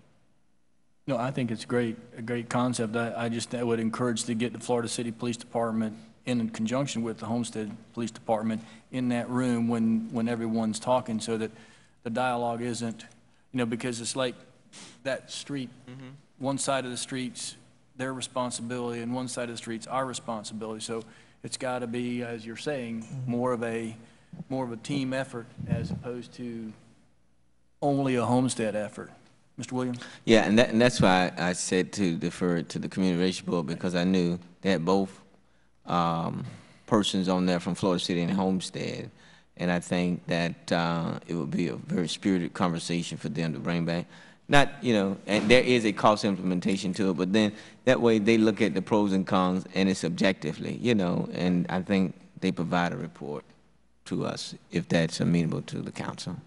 Anybody opposed to asking the Community Relations Board to weigh in? Mr. Burgess? No, I would say that we also would need to reach out to the county, because we are surrounded by them, and some of our streets, like you referred to, the Florida City on one side and Homestead on the other, is true with the county and us too. So I think, you know, we may want to engage them to some degree too, just so they're aware of what we're doing and what we're trying to do, and see if we can get them to jump on board if it's the direction we take. Chief, when this gets organized, will you ask for someone, the appropriate person from the county, to participate as well in the dialogue? Yeah. Thank you, sir. And Mayor, can I, Mr. Burgess, I remember reading some emails with ATVs within the Keys Gate. Were they youth? Were they adults? Were they All the above. all the above? Okay, and I think that's, I think it's for the entire city. We all have our individual problems within our and where we reside, but I think it's not just. I don't want to put it just as a Florida City and Southwest, but the entire Homestead. So thank you, Mayor. Yes, sir. Vice Mayor? Yes, thank you, Mayor. I think this is something that we definitely should move forward on because like you, I noticed something happens, the Right. tempers flare, emotions are there, and then it kind of just fades out Right. into the sunset. So my question to you is, what is your proposed timeline for Oh, this well- to happen? Well, I guess with the blessing of the council was to move forward with this, and I don't know when the next meeting is, so I would say to come back maybe by February or something like that, if that's enough, and then I know it's a cost value issue. I don't want to put them on the spot. Let me not say that because the manager's not here, but we had a conversation about some things that were talked about earlier in public comments that he had an idea of and that he would check into. So because he's not here, I don't want to go ahead and say that and then he not, does that make sense? So there was one more component, but if you all understand what I'm saying. Okay, all right, yes. But the idea is to move it as quickly as possible, correct? Yes, sir. As quickly as possible, okay. Anything else, Mr. Williams, on 24? No, sir. I think those, I had only other two items was the motion to reconsider. We have those, Richard, can you? Oh, and the Martin Luther King. Yes, we have two more items. One is which is now on the floor, a motion for reconsideration. So Councilman Williams has made a motion for reconsideration of the negative vote on the ATS item. Red light traffic cameras. So there's a motion by Councilman Williams. There's a second to that motion by, I believe, Mr. Maldonado to reconsider that motion. Okay, now it's up to the council to decide whether they want to reconsider the motion. Not deciding on the merits, but as to whether they want this to be on the agenda again for January for further discussion. That's the issue. So a yes vote is that it is now on the floor again for January. A no vote means you want to leave the decision as it is. Okay, so it was not to be voted on tonight, it's just to vote to reconsider it in the January meeting? Right. Yes. Okay. And there was motion and second. Roll call, Madam Clerk. Councilman Roth? No. Councilman Shelley? No. Councilman Burgess? Yes. Councilman Maldonado? Yes. Councilman Williams? Yes. Vice Mayor Faircloth? Yes.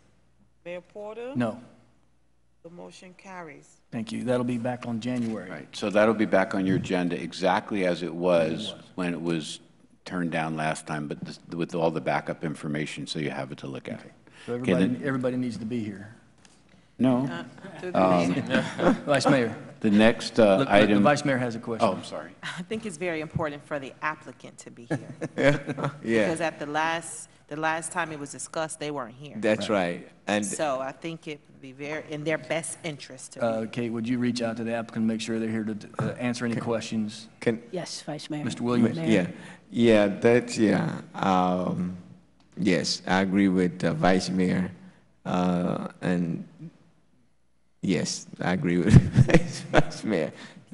That needs to happen. The next item is the waiver of the fees for Martin Luther King, the bond. Yeah, the for bond, Martin right, yeah. Luther King. Yeah.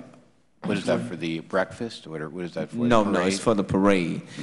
Let me apologize. I thought we had provided these substance packet for the car item to be prepared to be in the agenda. I take responsibility for that. The parade that is for the Martin Luther King, our next council meeting will be after the parade. So that's why they could not, we could not move it to January. But the family has gone through a ordeal Mrs. Brown passed, and her funeral was last Saturday, which was a spouse of the late Willie Brown. And then Mr. Willie Brown Jr. himself had a stroke. So they have had some tremendous setbacks in the planning of this. So they're not going to do a lot of the stuff that they're doing. They're trying to continue with the parade.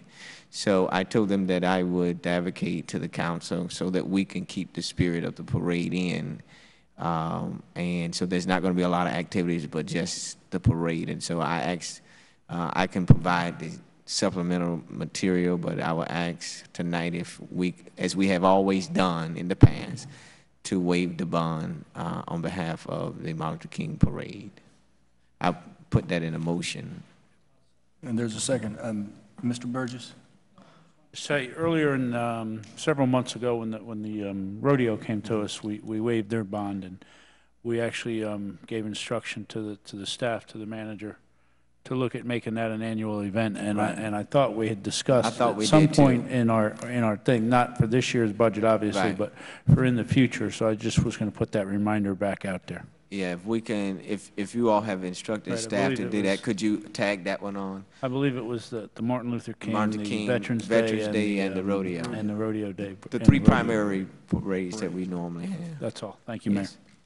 Yes. And Kate, that's the direction that you've been taking. So the motion is to waive the bond for the Martin Luther King Parade. It's properly moved and seconded. All in favor? Aye. Opposed? No opposed. Okay, that's it. No more. No, no, nothing. Anything from the manager? Just wishing everybody a wonderful holiday season, Merry Christmas, Happy Hanukkah, Happy Kwanzaa. Anything from the attorney, Mr. Weiss? Just wanted to report that we did complete the trial in the Lele case yesterday. We had closing arguments after a week of trial. So it sits with the judge now. Rick Amaretto sat through the trial on behalf of the city. And, you know, I think it went okay. Never know what a judge is going to do. In addition to dismissing the claims that he's filed against, we've asked the judge to award us close to $1 million in damages and attorney's fees for Mr. Ruiz. And we'll have to see what happens. Are you going to give the report on the, somebody nice to the events tonight, Mr. Mayor? The CITT? Yeah. Go ahead. Go ahead. No, you can add to it. That's all right. Mr. Burgess? Thank you, Mayor. First, I want to thank you guys for the support with FIU tonight. I think that's could be a big thing for the South Dade area. So I know that everybody was here in a timely manner and all that. So I want to thank you guys for that. I want to say to our staff, congratulations on a great Saturday. Last Saturday was the first official show at the Seminole Theater, and I know that it was all hands on deck again. And it was our staff that got us to where we could even be there. So I want to say to Kate, to Dennis, to everybody that was there. Julio, I saw pictures of him painting, and I didn't see any pictures of Richard painting, though. But all those that were hands on the deck, I certainly do appreciate it, and I know that the attendees certainly appreciated everything you did, and what a crowd we had inside and outside. So it's important for us to help that theater now as we've got the momentum, is to keep the momentum going. So I think we're off to a good start. We just need to make sure it keeps going. So congratulations and thank you to everybody for all their hard work. Thank you. Councilman Shelley, thank you for the Jingle Bell Run. You and Dennis have a little more work to do next year if you expect to catch me, as you guys were a little bit lagging behind this year. But it was a good try, I have to give you. But no, it was a great event. Unfortunately, the weather didn't cooperate for us as we were running in puddles ankle deep. But a good event, and I think it's something well worth keeping going, because the people are there. We just got to get the right weather. So thank you for that too. Dennis, over on East Maury in front of Everglades Preparatory Academy, there's a couple, with the rain and stuff, they've even become worse. There's a couple deep potholes. If you could get the guys to go by and take a look at them, because if you hit them, they're pretty deep, unless they went by over there in the last couple of days, and I haven't seen it. We did get a email from Julio. There was one on the side of the road that we fixed, Yeah, but no, I'll have them check. These are two, if they're headed eastbound right past Venetia Gardens there, or not Venetia Gardens, Ventanas del Sol. Yes. They're right there. There's two pretty substantial potholes there that when you hit them, you know it and jar your car. So thank you. You got it. I want to thank you and your QRT team for, one, keeping the city looking good all the time, but especially race week. I know that the racetrack reached out to me and wanted to make sure that I expressed a special thank you, because they were up bright and early every morning and making sure the city was putting a bright eye out there for everybody to look at. So thank you to those, and to Eric and his team for all the hard work they did. Appreciate it. And with that, I'll say I wish everybody a happy and safe holiday, and we'll see you guys next year. And just one last thank you, Kate, to you and to Linda for taking the time to show me around the City Hall as we get ready to move in. And while we were there, we had a rainbow come overhead, so there must be going to be good things happen over at the new City Hall for everybody. So thank you. Happy holidays. Thank you, sir. Mr. Shelley. Thank you, Mayor. I just have one substantive item, and that deals with the upcoming Eco Fair. It's scheduled to take place this year on February 6th. We had it last year. It was a great event. It was attended by a lot of people. Everyone had a great time, and it helped tie in the Gateway concept and the trolley. But this year, it was funded in the budget, but it wasn't listed as a specific city event. And so the city manager has stated that he needs consent from the council to treat it as a city event and to allow the city staff to be a part of that event.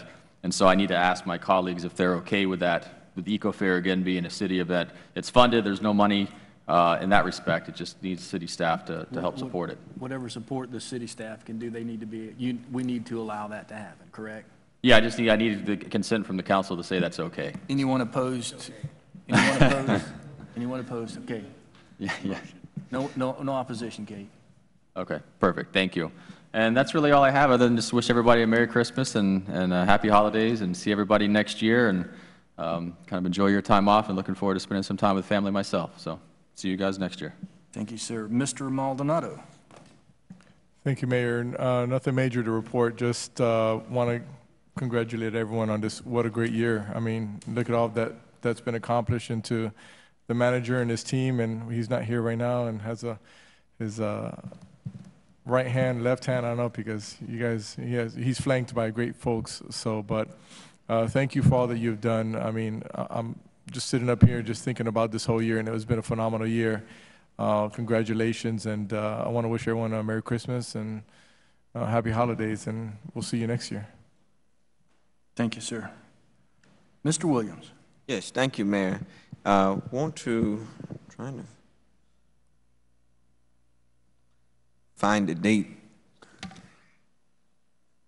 Oh, this calendar doesn't have it. Gotta wait till next year. I'm looking for the Martin Luther King weekend date. I think it's the 15th. 15th. So the breakfast every year, I don't think we have a meeting until after that. So the Martin Luther King breakfast will be January. January 15, 2016, at the FICO Williams Community Center, and we welcome all of our citizens to come and attend. It is sponsored, our community partners is the Palace Gardens, and they sponsor 100% of the entire breakfast.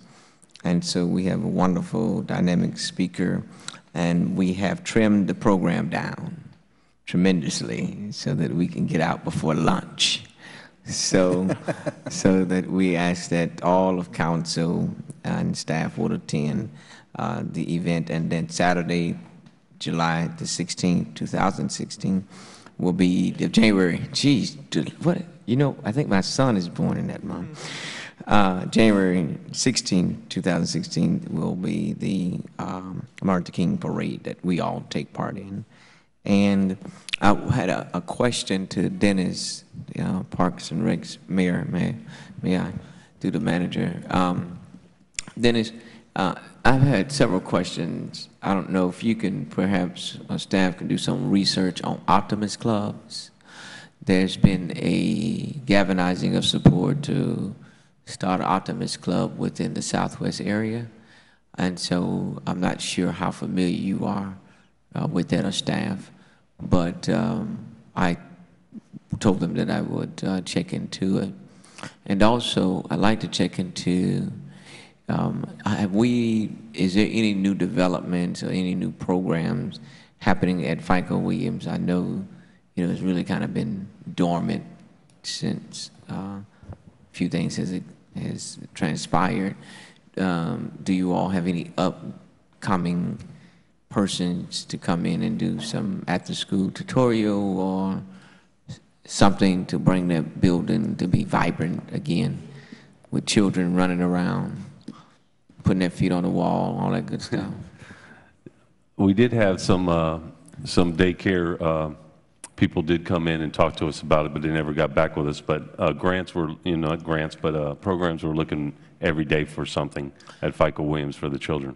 Is it possible to do some kind of RFP, something to, I don't know, what I do know is that we don't have anything going on there besides weddings and, different things of that nature, but nothing for the youth. So, or any after-school tutorials or anything of that nature. Swimming lesson, something, I don't know, but I think we need to, hopefully the council will have a discussion, but we need something, we need some action there. We need some programmatic things, academics and some things like that, where children or seniors can come and do things. We need that. I mean, it's a nice facility, but it's just being underused. And so, other than voting, could we have something? I don't know where to go from that. So, any ideas? I don't know if it's RFP we need to look at or what have you, but I think we need to vigorously, at the first of the year, find some programs that can happen at the FICO Williams Community Center. Councilman Williams, first of the year, we'll get with staff, and then I'll see what I can do to come back, and then bring it back to you to see what avenues we can pursue. Okay. All right. Okay. And also check on the club, the Alderman's Club for you. We have to extend the meeting, Mr. Mayor. I was waiting on can we extend the meeting for I'm done, Mayor. up to 15 minutes? I'm done. Is there a motion for up to 15 minutes? Up to 15, so we don't have to do it in 5 minutes. Up to 15, please. Is there a second? All in favor? Aye. Motion carries. Okay. Mr. Williams, you still have it. No, I'm done, Mayor. Okay. Councilman Roth. Thank you, Mayor. First, I want to say happy holidays to everyone and Merry Christmas. I do want to send a special shout out to city staff that I've been associated with in my new job here. Everyone who I've come across has been excellent, professional. I never expected to be treated with the respect that I had coming into this office, and I just want to give accommodations to all of those people who I've been in touch with. I haven't talked to everybody yet, and I look forward to meeting a lot more people. Last night, we had an event called Shop with the Cops. This is for the Kids Incorporated, which is a charity that I'm fond of, partnered up with the Homestead Police Department and SOS, and we wanted to put together a real program that we can continue each year where we partner up children of our community to shop with police officers. Last night was our first event, and I was very emotionally surprised at the response we got from the Homestead Police Department. Major Kennedy, he was there. I'm sure he learned a few things last night that from even some of the fellow officers that were out there. We saw things that we would have never expected from our officers. This is for the kids, arranged to give 30 children $75 gift cards. We took them to Walmart, and we partnered them up with the Homestead Police Department. And when those kids came to the checkout lines, that's when the emotion opened up, and the wallets opened up from our fine men and women of the Homestead Police Department who didn't deny any child anything last night. And I just want to give a shout out. Chief, you want to say anything about your officers last night? It was an amazing night. It was a very emotional night, and I think we learned a lot about ourselves last night. We only got 15 minutes, Chief. Let's be quick. We put a memo out to the police officers to assist. These guys and girls came out on their own time. They volunteered to assist. But the thing that was, I guess, was really emotional, it was touching, that when the kid got to the cash register and they had items that came up to $300, and they only had $75, the police officers went reaching their wallet, and whatever they wanted and whatever the price came out to, they paid the additional money. So, again, I don't want to brag on the guys, but I am. But this is the kind of police department we have here in the city where that was done. No overtime was spent. The officers spent their own money with the kids, and it was just a joyous event. So just wanted to thank Councilman Roth for bringing that to our attention. And the officers, like I said, it was just a fantastic event. And I guess when you see the picture, you'll see that all of us was wearing our Santa's cap.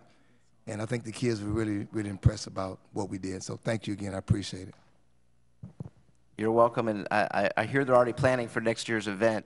I know that a few guys missed out on this, and I'm sure the water coolers were boiling over this morning about what happened that night. So we look forward to it again next year, and like I talked to you earlier today, we're going to bring in some sponsors, and we're going to try to make this a bigger event, get some more money, and I really think it's important that we connect with our community and we teach our community that the police officers in our city are the best in this country, and we do take care of one another, and we will always take care of one another here in the city of Homestead. Happy holidays, everyone. Thank you. Thank you, sir. Vice Mayor. Yes, thank you. Just to continue the dialogue on the Shop with the Cop, thank you so much for taking the lead on that, Councilman Roth. One of my takeaways from that event was our kids see cops as being cool, and they can be allies and not enemies in light of everything that is happening across the country. So I know it's very emotional for the kids and for the cops, but I feel what was more compelling was the fact that they view our cops in a different light. So kudos to you and everyone that played a role in that. Job well done. Also, Councilman Williams, probably in January, February, what will come before this body will be an item to place an RFP for an operator to come in and facilitate some type of programming for the elderly at the FICO Williams Community Center. There is surplus funding with CDBG, so we're working on that with Carlos and the city manager to bring something before us, perhaps in the early year. And finally, I'm partnering with the Homestead Palace Gardens and Chefs on the Run for our Spreading Holiday Cheer campaign, where we will be selecting deserving families in the community to provide a fully catered Christmas meal and gifts for everyone in the house. If there is someone that you would like to nominate, a very deserving family, please email me at pfaircloth@thecityofhomestead.com, at which time the Mayor's Youth Council will select those families that will be the recipients of our Spreading Holiday Cheer campaign. And on Monday, I look forward to going to the Homestead Correctional Institution with kids to spend time with their families, incarcerated relatives for the holidays. So that's what this season is about for me, to spend time with the least, the lost among us. Merry Christmas to all of you, and I wish you a very prosperous New Year. Thank you, Vice Mayor. Vice Mayor, you might know this, but I got an email from the school board talking about masked Campbell Drive got Newsweek #1. Last year we got, what was it, Masked Academy at, have you heard that yet? It hasn't been fully published. Okay, so I'm not supposed to be talking about it. Okay, moving right along. The manager was not here tonight because he had to go up, or he went up to sit in front of the Citizens Independent CITT board. It's a citizens board that oversees the PTP, the People's Transportation Tax dollars. And we were asking as a city to be allowed to bond a portion of our PTP funds in order to fund our parking garage. And we had to go before two boards today, we being the city, and both boards approved our request for the funds to be able to go forward with at least the parking garage up to the amount that we can fund it. We're still going to be a little bit short, but that's a big plus for us, because that is a funding source and it's the appropriate funding source for a parking garage. So, Dennis, I don't know, Did you get any contacts from Mr. Epling from the Orange Bowl Committee? Because he called me and told me that the Orange Bowl Committee approved the grant for, or the first phase of the $1.5 million that we talked about. Mayor, what happened was they met with the chairman. They did their presentation. They liked it. But now what's going to happen is after the Orange Bowl, and after they have the Orange Bowl game, they're going to meet the whole board in February to redo it. And then we have a meeting with the Dolphins. They already met with the Miami Dolphins. They liked the presentation. And I think I have to get with Willie. I think they met today or next week. They're meeting again to do another presentation with his board. So we're definitely moving rather quickly through that whole process, which is huge for us because it redoes Harris Field at $1 million, $1.5 million, I think is what we talked about up here. So that process is going well. And I want to thank the staff. Look, bottom line, it's already been said, but that Seminole Theater opening play could not have happened without what the staff did. It's amazing that it got off, but it was all because of all the extra effort. I saw almost every one of you down there during the course of the whole 2 days, brushing up windows and doing whatever you can. We owe you a great, debt of thanks, because it would have been embarrassing had you not been able to do what you did. I mean, we all were there, and it was a resounding success in spite of some of the shortfalls that were left in your lap, but you picked up the ball, and great job. Thank you for all of that. Also want to say 328th Street, thank you for paving that, Lucy Street, during this time when that's been, you need a four-wheel drive to get down that road. And I know we can't pave the Florida City side, but I think you did in one area. But thank you so much, because the residents have been really complaining about that roadway, and it's much, much better since you did that. So kudos for that. And last but certainly most important, I want to say to the council members that it's a pleasure to watch everyone work. And when I say work, we work things out. We have our independent minds, and we have our independent thinking and our philosophies, but we work through those, and we put forward a product that we can all not necessarily love completely, but work to move projects forward. And that's why we have had a successful couple of years. That's why we have a new city hall. That's why we have a Seminole Theater opening. That's why we have a police station. And that's why we have a future set of projects that we've all somewhat bought into. So I think the sky's the limit, the way we do things as a group. And I commend all of you as individuals and as the team that makes this happen. It's amazing to watch it work. So thank you very much. From the bottom of my heart is the one that's, that has to sit in this middle chair to try to do what I have to do. But it's a pleasure. It's a pleasure working with you all. Mr. Williams? Mayor, I just want to say, no, thank you for your leadership and direction in order to facilitate such, how should I say, bodacious personalities in which each of us have, and to be able to deal with that in such a honorable and consistent and fair way. So I think your leadership helps to lighten the mood, and we're not walking on eggshells around here, and it's because of the climate in which you have articulated and demonstrated as professionalism.